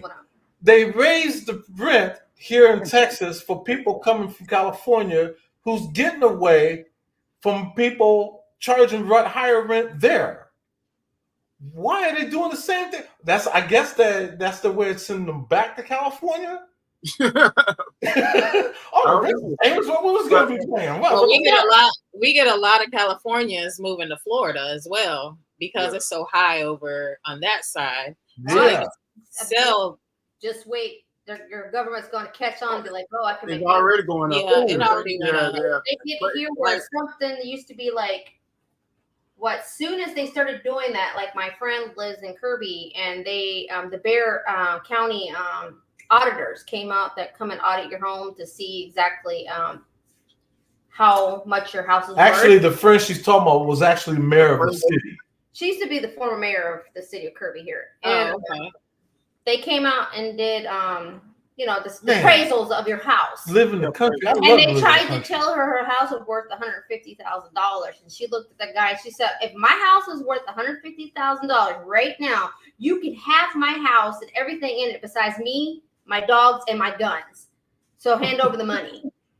Right. And this is an open carry state. Yeah. It's so expensive. Like the houses here are not even worth what sure isn't. They're not worth it. I mean, I do grantly give Texas one thing over other states. It's easier to buy a home here than it is in certain places. And you actually have more opportunity here to buy homes. Because I could have stayed in Florida because I used to live in Clearwater, and I could have stayed there, and I could have stayed in Ohio because it's cheaper. But you have more opportunity here. So this is one of those states where if you quit a job today, you can get another tomorrow. Yeah, that's weird because my cousin, he's in prison in Texas, but he talked to a lot of different people that's in the industry, and he says Texas jobs are booming when it comes down to the cargo vans and sprinter vans out there. Oh yeah, this is one place you will never not have a job. There's jobs everywhere here. It's job century, but the problem is the jobs don't equal, like the money doesn't equal the cost of living here. Right, that's the problem. So expensive now than prior. You know what I'm saying? Because it used to not be. Like rent, like when I lived in Kirby, 3 years ago, rent. Oh my God! I was paying what, $997. And that's for a 3-bedroom. And within there now, that house, same house now, he charges $1,300 a month for. Mm-hmm. And the funny thing about that is that landlord lives right next door to us right now. Yeah, he's mine. He's our next door neighbor, our old landlord. Hi, landlord. Imagine that. Crazy. How ironic, right? Yeah, but it still seems a lot cheaper in Florida though. Yeah. You paying $1,300 for a 2-bedroom now. We just went up to what, 17? And that's cheap. We're That's lucky. cheap, yeah. We're very lucky. They was renting the house. The average rent, the average rent in our area, which is not like, it's not the worst area, but it ain't the best area either. It's like middle, but the average rent is between $2,700 to $3,500 a month. And then they want you to come up with first, last, and security. Might want to get some of that baby oil from Diddy. Lube it. Right? Because if I'm gonna pay that kind of rent, here I'll bend over. Get a whole bottle. Get a couple bottles ready. It's crazy. It's crazy the prices they're charging. Yeah. And then they don't because of all the people from they claimed it was people from California selling their houses and moving to Florida. So it made rent jump from usually you see $100 increase, a $50 increase, but they were asking, like with his brother, they jacked his rent up $900 for the following year. Like, how do you expect someone that's on limited income, he's disabled on Social Security, to pay an additional $900 on what he already paid? I totally see. I'm on disability, and so are my boys. So it's rough. Like, I went from just $997, and now I live in this house, and I'm paying $1,600 a month. From going from $1,600 is a lot of money for me. Mm-hmm. Yeah, exactly. The house actually is not worth $1,600 at all. For a studio? $2,000? Oh yeah, I used to live in San Diego. San Diego is very expensive. Oh wow! I had to get out of there because it got too expensive for a 1-bedroom bungalow. Wow! Oh my God! I was paying $2,700 a month. That sounds like New York prices, like Manhattan and stuff. That's crazy. And I was looking at Maud A. Brown. She lives out in the country, and she owns all her stuff. That's the way to go. That's the way to go. That's what we want. That's what we want. Yeah. I want to live a country life. I listen to country music too. And I tell you what, I'll do anything. I'll put on a 10-gallon hat. I don't look good in the hat, but I'll wear one. And I'll ride a horse. I'll fall off. And I love to live in a country. Believe me. I never done it. It's always the first time. Yeah, I told you today. I said I need to go back to the country. I need to go back to South Carolina somewhere. I gotta. Yeah, she's I thought I was leaving her. Yeah, he's leaving to go back to the country. So wear his 10-gallon hat and his cowboy boots. I'm not a tight jeans. Hey, that makes two of us, hey, bro. I'm not a country music girl either. I see you there.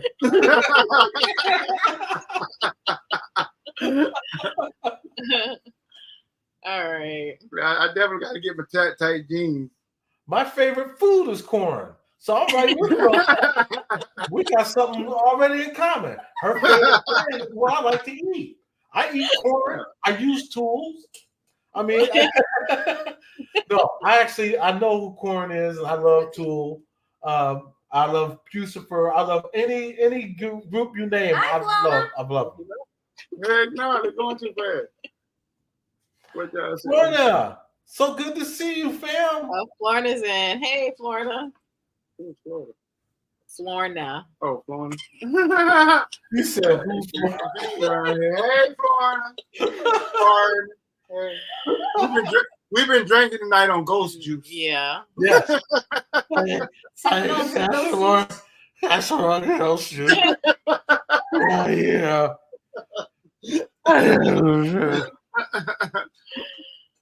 So funny. I have to live with that. No. That's I love Five Fingers Death Punch. Oh yeah. That's one of my favorite groups, Five Finger Death Punch. Oh yeah. Yeah. That sounds like a Bruce Lee movie. It is.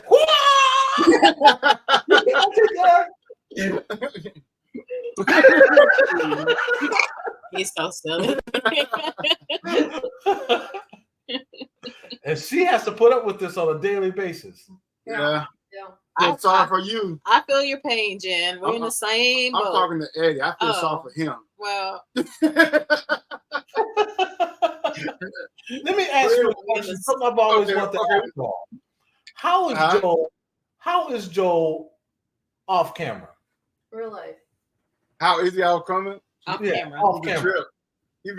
Joe is very funny. He is funny. He's hilarious. He's like kind of collective on camera, but off camera, Joe's funny as hell, man. He seems like it. Joe had me rolling. He cracks me up. Those little outbursts of laughs he does. He's so funny. Yeah, he's funny. But he's the same way he is in the videos is pretty much the same way he is in real. I think he's more mellow on the videos. Well, yeah, he is, but he's just such a sweet person and very sweet. Very caring. The way we are, that you see us now, this is how we are in life when you meet us. Right. I even display that in some of our videos that I do. That's why I put a little bit of humor in a lot of our stuff, because I want people to be entertained. I want them to enjoy themselves and enjoy the video. Right. You know, so that's why there's always some kind of I throw some kind of something funny in there, something goofy, you know, but it doesn't steal away from, you know, the video itself. You know, because I just like to entertain, make people laugh, because that's what it's about. Enjoying life and having fun. So when you go out and you're doing what you do, have fun with it.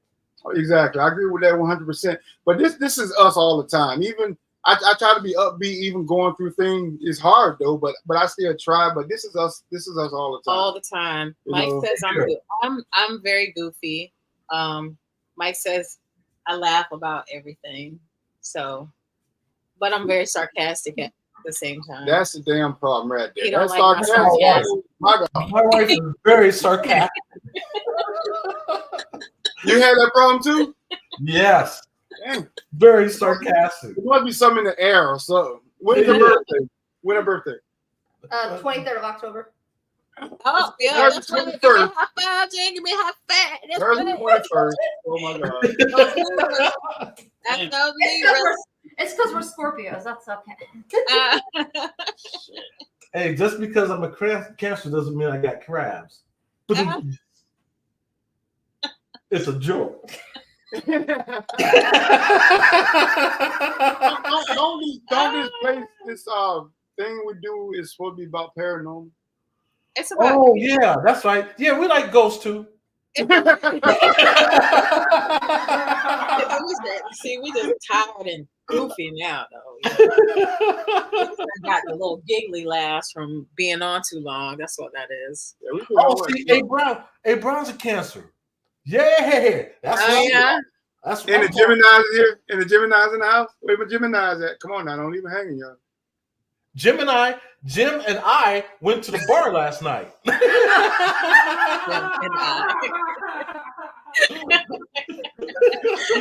I love his son's laugh. Man, that's my laugh track. I don't even have to push the button. Right? You don't have to. Her birthday is the 25th. I think the sign. What is your sign, Jen? Scorpio. Jen, are you a Libra? You're not a Libra. She's a Scorpio, right? Jen's a Scorpio. Yeah. It's right on like. I'm sort of like this. I'm both. I'm a Scorpio and a Libra because I was born on the 20. I was born on the 20th. I was born on the 23rd, but the time it was like like after 12 o'clock. Yep. So like before, right at 12, like 11:55. 11:59. So she got a little bit of both. I have both Scorpio Libra. Ooh. 11:59. Congratulations of the Taurus. So I guess half of you was out before 12 o'clock. Yes. And the rest stayed back at home. My laugh track back there. Yes. It's so contagious. See, I told you. she didn't push hard enough. You could have made that Libra. Yeah, sure. My son's a Scorpio. Hey, Brown. We got a couple cancers in here. Oh, my son Manny's yeah. Cancer. Yeah, we got a Taurus. But no Geminis. Are y'all serious? That's why I said Gemini with the bar last week. Hey, I'm gonna put Jen on you in a minute. Gemini. I used to tell people, I would say genitalia, and I'd be talking about Jen. Genitalia. What happened? When I'd be talking about Jen, I'll say something like genitalia, and it sounds like I'm saying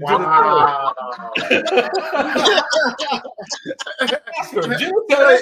You could use another thing besides genitalia because I don't. Wow. Oh, wow. See, you and Josh, you two guys, you and they've been around. They've been around each other. Yeah. Where you at, Josh? We're waiting for yours next. Yep, we've been together 26 years. Oh, for wow. real? 26 we've been together 15. That's good. Yes, sir. Well, no, technically 7. Well, it's 27, but we got married. We met in 97. We met in 97, got married in 98. So we've been together for 27 years, which is probably 26 years too long.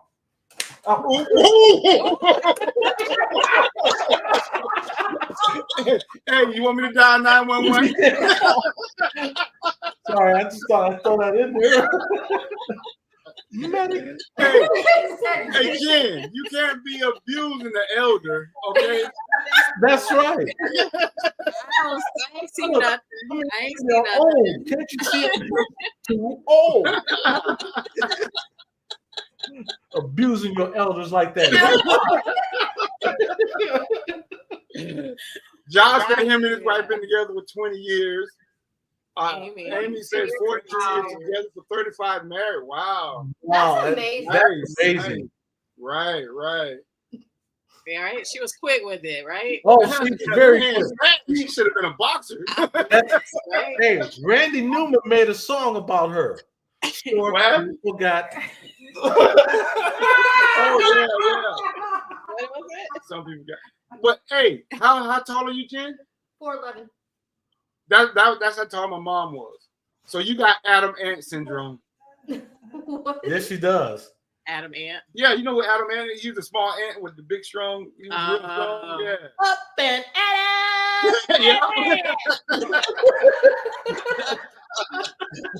That's right. I hear. Or some people might call it Chihuahua syndrome. Right. Chihuahua, Got that pit bull. Mm-hmm. I get called what? Minnie Mouse. I get called. I call it Minnie Mouse, Smurfette. Anything that has to do with shortness. Wait a minute. I don't know. That hit there, Smurfette is out the question, bro. Yeah, because she's not really blue. I literally blinked and missed it. I gotta go back and watch that. I'm gonna rewind that. I'm gonna make a short out of that. So. That was a love tap. That's all that was. Just a love tap. I don't know. I heard it though. I didn't see it, but I heard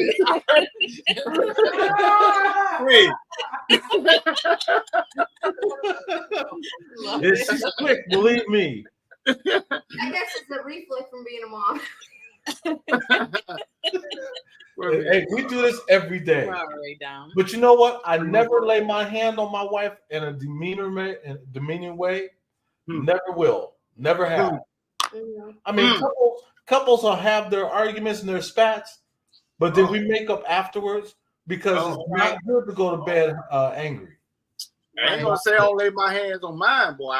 He don't lay his hands on me. I get in that bedroom, on and popping.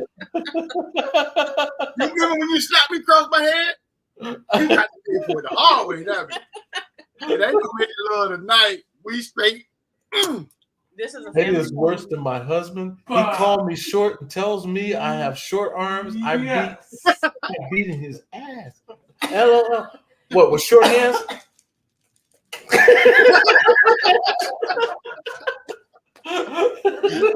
I'm sorry.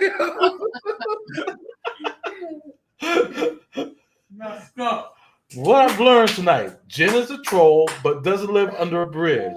Mike is a stripper, and he says inappropriate things that are funny as hell. Jen is short, but packs a heck of a slap. Yes, she does. See, never underestimate short people. Never. Because they say big things come from small packages.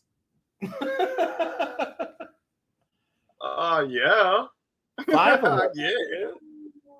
I used to tell Jen Mickey Mouse was taller than her.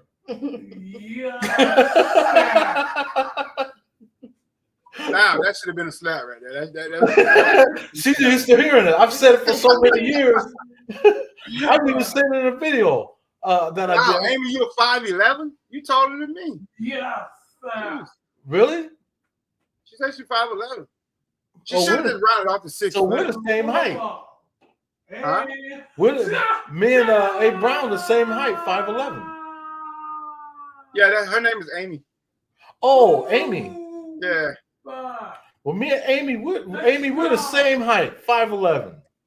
Uh-oh. Hubby's 6'4". Yeah.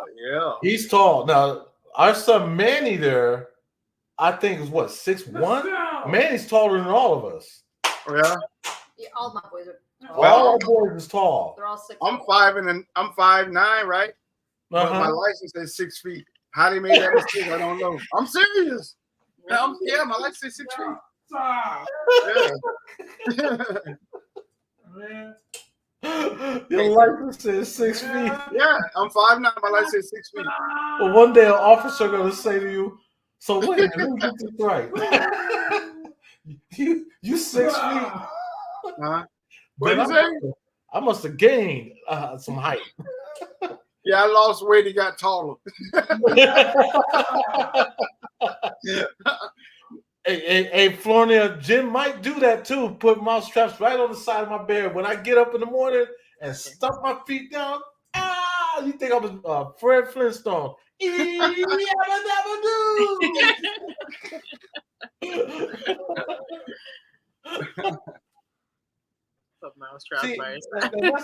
and this is what we do on the live streams too. I mean, even though we do a spirit box session after the session, we like to have a little fun. Oh yeah. Because that's, life is like that. Life is for us to make fun of ourselves sometime and enjoy it. Enjoy life. Enjoy the people that's here, even here in the chat. Enjoy them. Enjoy these moments, because these moments could have a lasting effect. Yeah. Oh, yeah. Yeah. So true. Enjoy these moments. So true. Hey, Jen, no drinking on the air. Well, she ain't drinking no air. See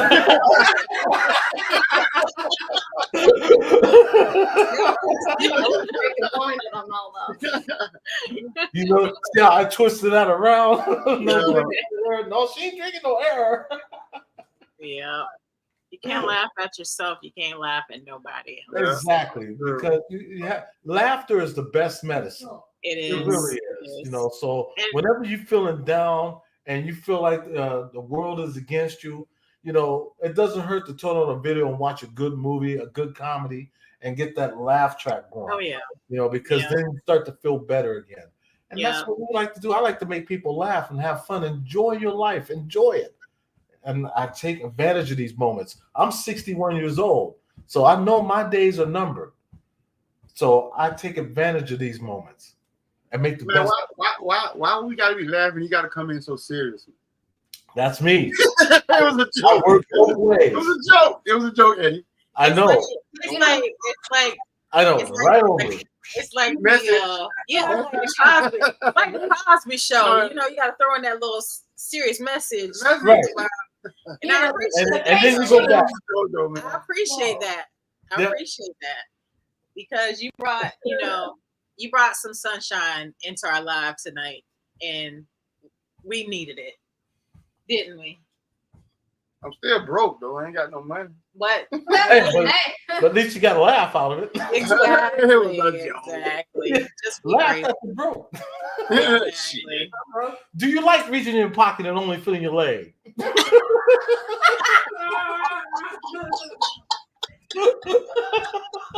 It depends on what leg it is. But a man can only say that.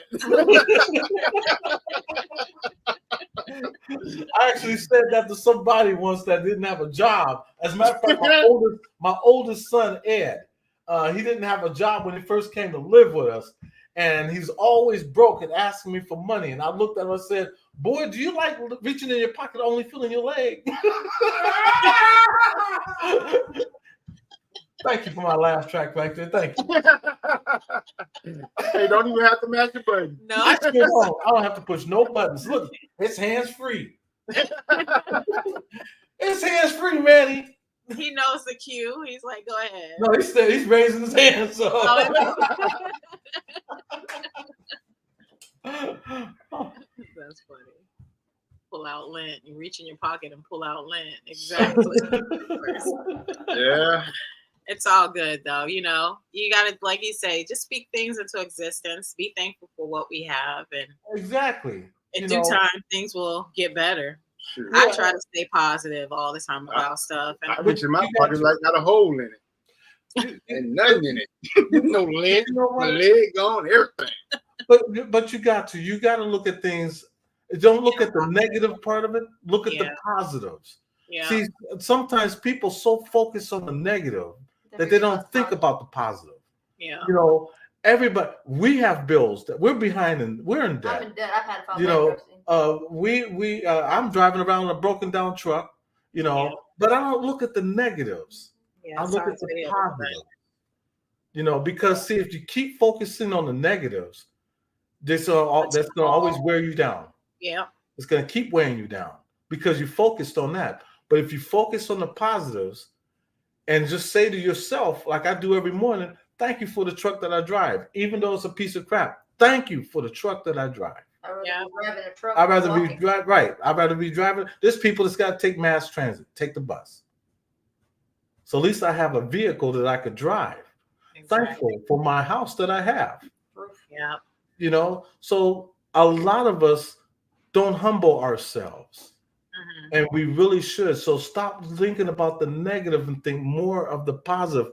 And I guarantee you, if you just did that give yourself 2 weeks, I guarantee you your aspects in life is going to change because certain things are going to happen to you. What you said would change?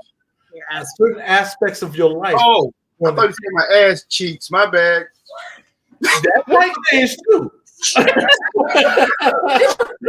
You know, you might be living a whole different lifestyle.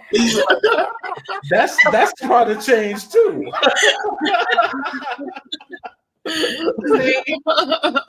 That's his problem. He can't focus, Mike. Oh, I focus. I'm listening to everything you say. Right. I am. I'm listening to everything.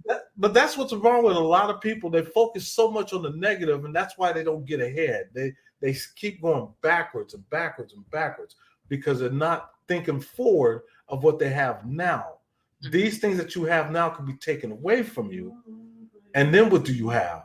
You know, so focus more on your positive aspects of life and not the negative. And I guarantee you after a couple of weeks, certain things are going to change to where it's going to be more of the positive.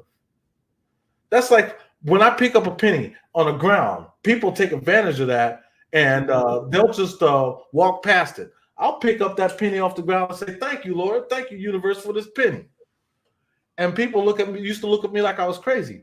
But see, it's these little things that God is throwing at you for you to be grateful and thankful for. They're called affirmations. Yeah. Okay, so those little things mean something after a while. That one little penny could turn into $100. That $100 can turn into $1,000. But it's your gratitude, showing thanks, telling the Lord and the universe, thank you for this that you gave me, that I found. And you'd be surprised. Right. Look up affirmations, and there's a lot of videos here on YouTube that talks about affirmations. And there's people that told me I should do a video on affirmations, but I'm just not ready for that yet because I'm not a professional. I just go by what I feel, what I've gone through, what's in your heart, right? And what's for me. You have it in you though to be able to like go cross over to that because you're such a positive person. And I keep myself like that. I never think negative. Because negative have a way of tapping you on the shoulder. It can creep right up on you, and tap you right on the shoulder. And then you follow it.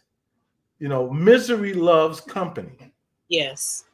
So if you don't focus on that and just focus on your own aspect of life and the things that you want and the things that you have, that's where you're gonna go further. Yeah. And you'll get better. You'll get more things will happen to you and for you. Right. Because the way you change your mindset. There you go. And that's what people need to do. Great answer.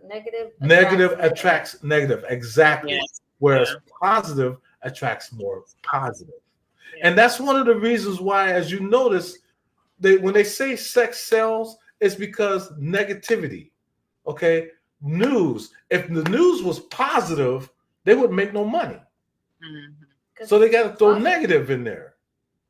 So that negativity sells. And at the end of a broadcast, they'll finally mention something positive because that's the only thing that'll sell. Not lemon fresh. That's right. Negative is not lemon fresh. Smell like an old, rusty, dusty, crusty sock. And what does a sock like that smell like? I don't know. It came out of my mind. But so I stopped watching the news a while ago, unfortunately, because of the negativity. That's all you ever see on there. Right. So I had to stop watching it. We don't watch news. No. We don't watch the news. We stopped watching news like what, 7 years ago? Yes. We stopped watching the news. As a matter of fact, that's one of the reasons why we got rid of cable. We don't watch the only thing we watch is YouTube. That's it. Yeah. We don't watch because it's nothing but negativity and it's all depressing all the time. I know that there's wars that's going on out there and all this hatred and all this stuff that's going on. A lot of this stuff was made by the media. It was made by the media. This thing about racism and all this stuff is media. Because if this stuff was to still be around, it'd be like Roots today. Yeah. Well, if me and Jim was to go, me and Jim would not even be together. Right. Wouldn't be allowed. Right. Instead, the media fed on that, and so that's why we have all this racism and you have these wars going on because people don't want to talk and get civilized, and we don't want that kind of drama in our lives because negative breeds negative. Like they always say, leave the drama to your mom. Oh. Yep. Exactly. Yeah. So if you want that stuff, there's Netflix. Go get Netflix. But we don't watch the news. We don't have cable. We just have internet. That's it. And we only watch YouTube. And when we did have cable, we didn't watch. Sports is the only reason why. That's the only thing we watch. Sports. Because everybody in the house loves sports. Sports and weather. That's it. Not you. Sports. Yep. Sports and weather. You don't watch sports. I don't. But we do. Your sons do. And he does. I don't know. I do. Yeah. She try to watch it every now and then. She'll try to get into it. I just like to watch the men and the football team. With tight jeans. She knows them tight make their butts look. That's a woman thing. Sorry. I don't know about that. Do you see the disrespect? I do. And that's okay because listen, no more football in my house. No more football in my house. I don't have no butt. So I don't have a back. You gotta get you some of that. I can just reach back here and get my wallet. That's what Amy said. She tried to fill hers up too. So. Good Lord. I remember before I met my wife, I remember one day I was walking and I seen this girl walking by. I turned back and looked at her behind, and she stopped and looked at me. And she go, "What you looking at?" I told her, Ma'am, I'm sorry. I didn't mean to look at your butt, but I don't have any. That's why I have to stand back and admire yours. I got to use that one. Well, baby, I ain't got no butt, but I had to turn around and look at yours. Yeah, I had to stand back and admire yours. No, he said before he met. Just saying. My question is, when the guys make a shot or touchdown, why they slap each other? I don't know. I always want to know that too. You know what? Only certain ones do that. Not all of them do it. Yeah, I don't like guns like that. Coaches slap their especially in high school. A lot of coaches slap them boys on the booty. Yeah. I think the reason it's more like pep. It is. It's the booster spirits. That's what my back is for. You ain't got to touch my butt, buddy. Right. No, they don't have to touch my butt. Start doing this. Yeah, you come out and give me a high five. Yeah, if you stand with some baby oil on, that's a double X-rated episode going on right there. Yeah, they out there playing butt ball. Yes, sir. They're playing butt ball. Anybody need a wide receiver? I see the tight end. hey, you better stop for the LGBTQ. What is it called? The LGBTQ community. Yeah. They're gonna ban you. Yeah, you're right. I better stop. Hey, and I love the LGBTQ community. Yes. Shout out to I do love you guys, but I do make fun of you too. I'm sorry. Gonna be like Carlos Miller. Ain't nothing wrong with it. I love the LGBTQ community. I have friends that are, even though I always tell them that, hey, God, don't try to change it up now.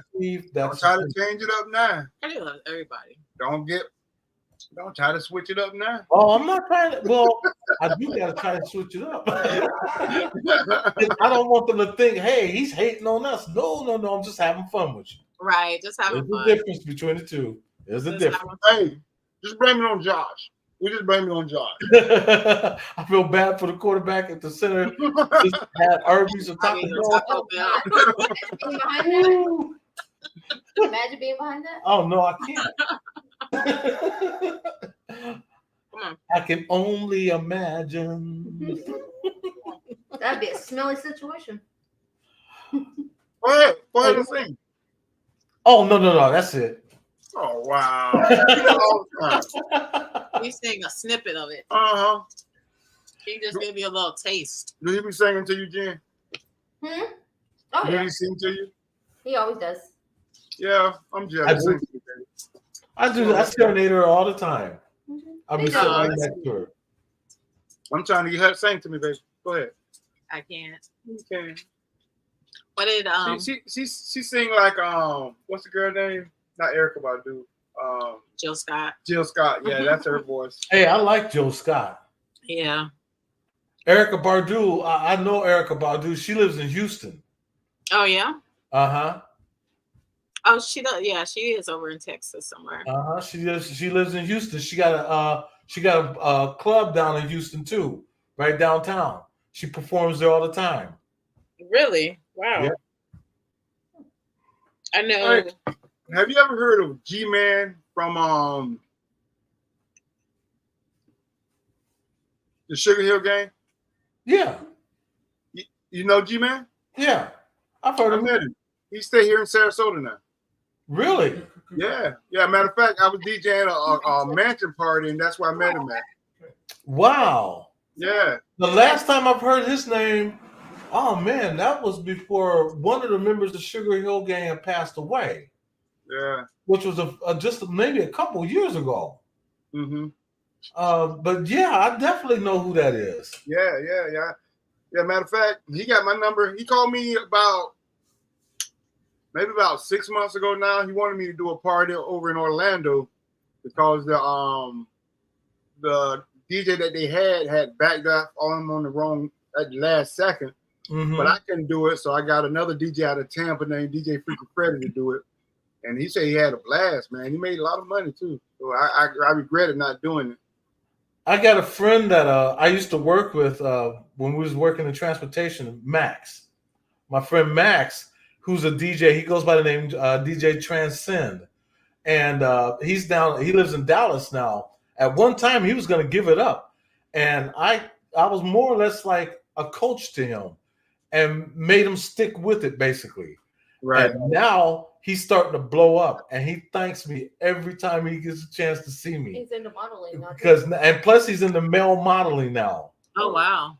And this is all because at one time he was going to give it up. Yeah. And until he met me. And I got on him for so many times. So I got on him so much and told him, man, do what you are passionate about. If you have a passion for music, stick with it. That makes you happy. If there's something that makes you happy, you stick with that. You don't go into something else that doesn't make you happy. What kind of sense would that make? Which is why he took the name Transcend, because he had transcended from one thing to another. And plus the fact that he was into drugs and alcohol, and by talking to me, and plus the fact it was when he got locked up, the only person that would talk to him was me. Mm-hmm. And so everything that I was telling him about his life, it started playing with him. And it's like, man, you know, everything you said is true. I need to change my life. And he's like, how? And I told him, simple. What do you love the most? And he said, man, I love making my music. And I said, well, why don't you continue it and stay away from the drugs and the alcohol? Because Satan has a way to get into you. But then when you get out, this is going to be God's way of testing you. Because he's going to bring the drugs and alcohol to you. It's up to you to accept it or not. Mm-hmm. And he hasn't. And then all of a sudden he ended up meeting someone that loved his style of music. And to this day, he thanks me for that, because now he's one of the best known DJs in Dallas. Oh, wow. Oh, wow. Because of me. And his parents even thank me. Because you inspire. It's how you talk to people with, like you said, yeah, to receive. So and just show that you're genuine. Right. Regardless. You know, nobody has a really squeaky clean life. No. You know? No. So it's what you do with your life that makes the difference. You know, and then try to help someone with theirs. You know, get them on their feet again.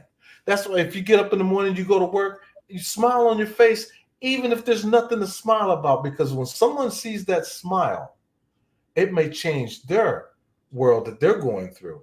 They might be going through something. They see you smiling. They're not going to ask you what you're smiling about. Instead, they're going to say, good morning, and smile back. And then they're going to carry that smile.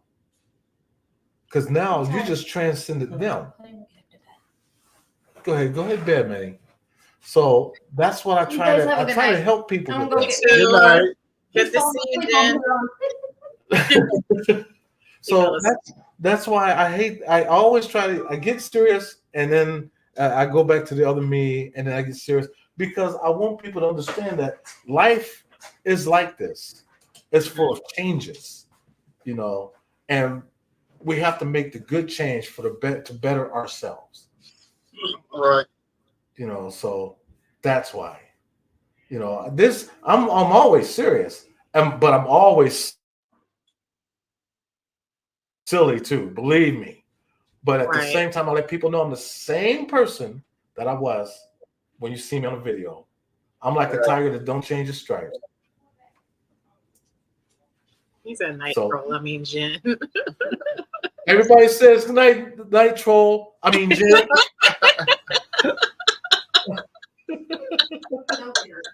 I'm just playing.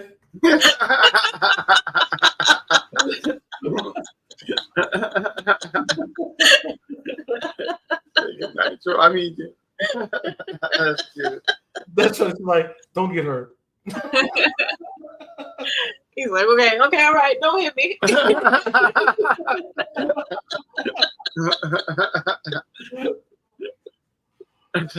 you know what? I think I'm gonna get ready to call it a day too. Yeah, we are get too. Up it's early late. in the morning. It's late, but thank you so much for coming on our live. Thank you too. Thank everybody. Yeah, I really do appreciate it. Thank you so much. I want to thank everybody that's in the chat. Thank you so much, man. We love you guys, and I really mean that. I'm not just saying it. Oh yeah, I mean what I say. Yeah, we definitely love you. All right, Mr. Eddie, bye. We love you, Eddie. We love you, we love you, kids. Yes, we definitely love you guys. We appreciate all the love, support that you guys give us. And Amy, I want to say to you, baby, you have nothing to apologize about. It's everybody has an opinion, and here you can share your opinion, and we can, take whatever you give to us. You know what I mean? We're loving, caring, understanding, and just love life. Josh know what the deal is. He always here.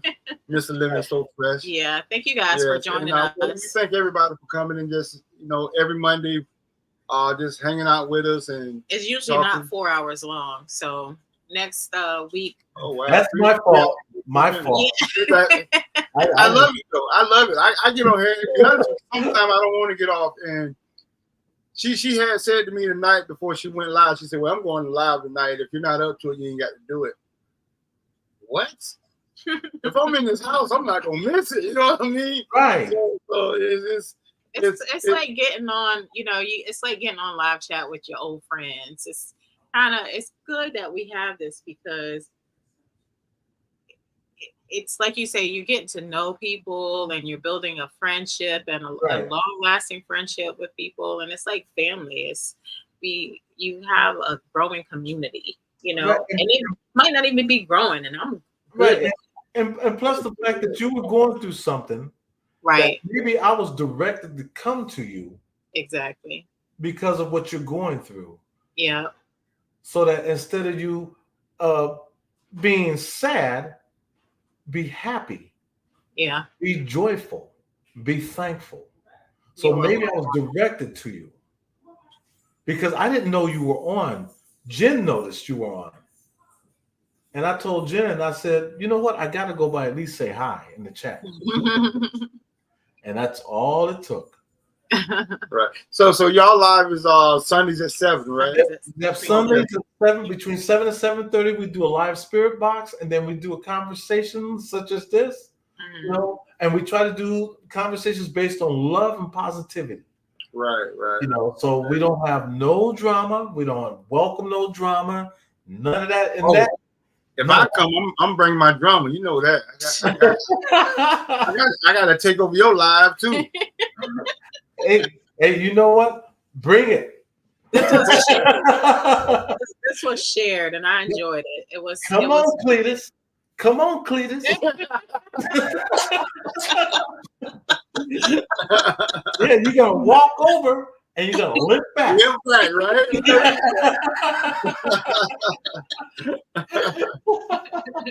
Wow. Yeah, but I always enjoy these lives, man. I love it when you come on. I love the Josh, his style. I love Josh. Josh, he even text me. He got my number. He be texting me, sending me lemons. He's so funny, man. But Joshua's been with us since day one. So we know Joshua Cole. Yeah. And it's just actually this just brightened my day up. You know what I'm saying? Yeah, it did. Joshua, California, she's another one that's been with us from day one. There's a lot. You have a lot of people that's come to your life that's also come to ours. Right. And but there's a lot of people that we've also sent to you. So I just wanted to get you to know that now. Because we share everybody out. Because, like I said, that's what love is. Yeah. So it's not about us. It's about you. So that's what we do. Yeah. And thank you everybody for hanging on so long. We've been on this thing 3 hours and 48 minutes. I know you swear we ain't got no life. We all got to get up and go to work in the morning. yes. I know, So, same here. I got to get up at 6 o'clock in the morning and get ready. and I'm not complaining. I'm grateful for that. And Yes, I am very grateful. Very grateful for that. So thank you again, Eddie, for coming on our live. We appreciate you. Hey, I appreciate you. Hopefully we see everybody next week again as well. Yeah, So, I just want to take this time out to thank everybody, once again for the love and the support, and even the ones that's scared to come on live and talk to me. But I enjoy everybody. I love everybody, man, and I appreciate it. I appreciate Joyful says she's been diamond painting now. That God bless you. That's wonderful. What happened? Joyful Steffi. Joyful Steph. Yes. She said I've been diamond painting. And diamond painting, yeah, diamond painting. It's little crystal things, and you can put them on. We had a viewer Oh, did a diamond painting of us. Just all different colors. Right. Next time I see you, I'm gonna show you a diamond painting that was done of me and the family. Oh wow! Really? Wow! From a subscriber, yes. Wow, that's nice. Yes, and the old place I lived in, we used to keep it right behind us so you would see it. Nice. Since we moved over here, I have not hung it up yet, so I'm gonna try to find it and hang it up. Yeah, she did a diamond painting. What kind of keyboard you have?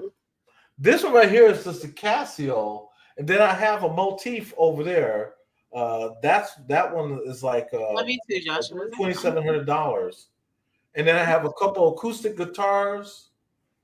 Yeah, my brother has a Yamaha. I got a Yamaha, and it's in the garage. I looked that thing up because I cleaned it out. I was cleaning out my storage, and I ran across it, right? So I brought it home and looked it up. That thing right now is used worth like $500, man. Yeah.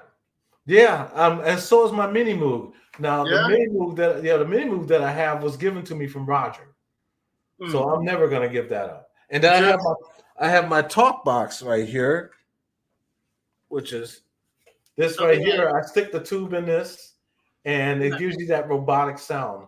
Oh, really? Mm-hmm. It goes into this, and then this goes into the keyboard. It goes. Keyboard is booming. I think it's thunder. Hope that's what it is. I hope so too, and not somebody's car. No, it's thunder. Yeah. I gotta get one of the keys fixed on the Yamaha. I gotta get one of the keys fixed. Yeah, because this is a Casio. So this is what I use. I hook my talk box to this. This or my Yamaha that's in the garage, and I hook it up to those. And I have my wife has an acoustic guitar. I have an acoustic guitar, and so we're a very musical family. We try to be. I just recently gotten diagnosed with arthritis, severe arthritis. So when I was trying to play my keyboard, my hands stick. Hands cramp up. And they cramp up. Yeah. Yeah. So that's the only thing that's hindering me now. Right. But I love to play my talk. I got my own music. I have my own music. Me on the talk box, the whole thing. Oh yeah. Thank God I've kept it because you need to make us a song for our YouTube. What's funny? I've had a lot of people ask me to do that. What's funny? What's funny, Eddie? Huh? Really? What's funny? If you listen to some of my intros or some of my videos, that's my intros. That's my music. Oh, is it really? That's your intro. What about mine? Oh wow! Like we said we were gonna make our own. I want him to do it. I got a couple intros on it on the videos I've done where I've done a song called Computer Love, my version of Computer Love. I've done that. It's on YouTube? No, it's on my channel. Just on my channel, on my intros. Yep, on my intros, my videos. Which video is on? His videos. On his I say which video? Probably not the last one. I would probably go down a couple of my not the live streams, but I'll check it out. I'll just check it out, and I'm gonna steal it. Just listen to the intros, and then my outros also are me. Okay. You know, so those are all me. I created those. Nice. As a matter of fact, I got a whole CD. Oh, really? Yeah, it's called Remembering Roger. And I was naming it after Roger. Send me a copy. I'll do that. For real? Yeah. Stop playing. I'm not playing. You gonna sign it too? Yeah, I'll sign it. For real? Yeah. Stop playing. Okay, I'm playing on a song for it. But I will send you the CD. I can't send you the CD. For real? I want it for real now. I'm not joking. Okay. don't send it. Don't come knocking on your door. I was gonna say we'll pick it up. We'll personally pick it up. That's a long drive. You don't even have to. I almost came to Texas a couple weeks ago. Really? Yeah, because I was going to make a delivery over there. I was going to go to Louisiana first, and I was coming over to Texas, but the deal didn't fall through. I heard you say that on the last live stream. Yeah. Yeah. Because I was going to ask you what happened. It didn't fall through. Yeah, the guy I was going to run from, he said the customer never got back in touch with him, so I just left it alone. Because once you enter into Texas, to get to San Antonio is going to take you anywhere from 8 to 10 hours just to get to San Antonio. Right. Wow. San Antonio's in the heart of Texas. Mm-hmm. Yeah, but it was. I don't. So you mean to tell me to get from the east to the west side of Texas, it's about 16 hours? Almost. About 12 hours. 12 hours. It takes you 12 hours to get out of Texas. Wow. From San Antonio, it'll take you 12 hours. That's not even counting the crazy traffic you guys got, right? So, right. Well, yeah, Texas is so big, though. It's not like Florida. It's like wide. Florida's long. Yeah, it's wide. Florida's long. They're wide. Right. Yeah.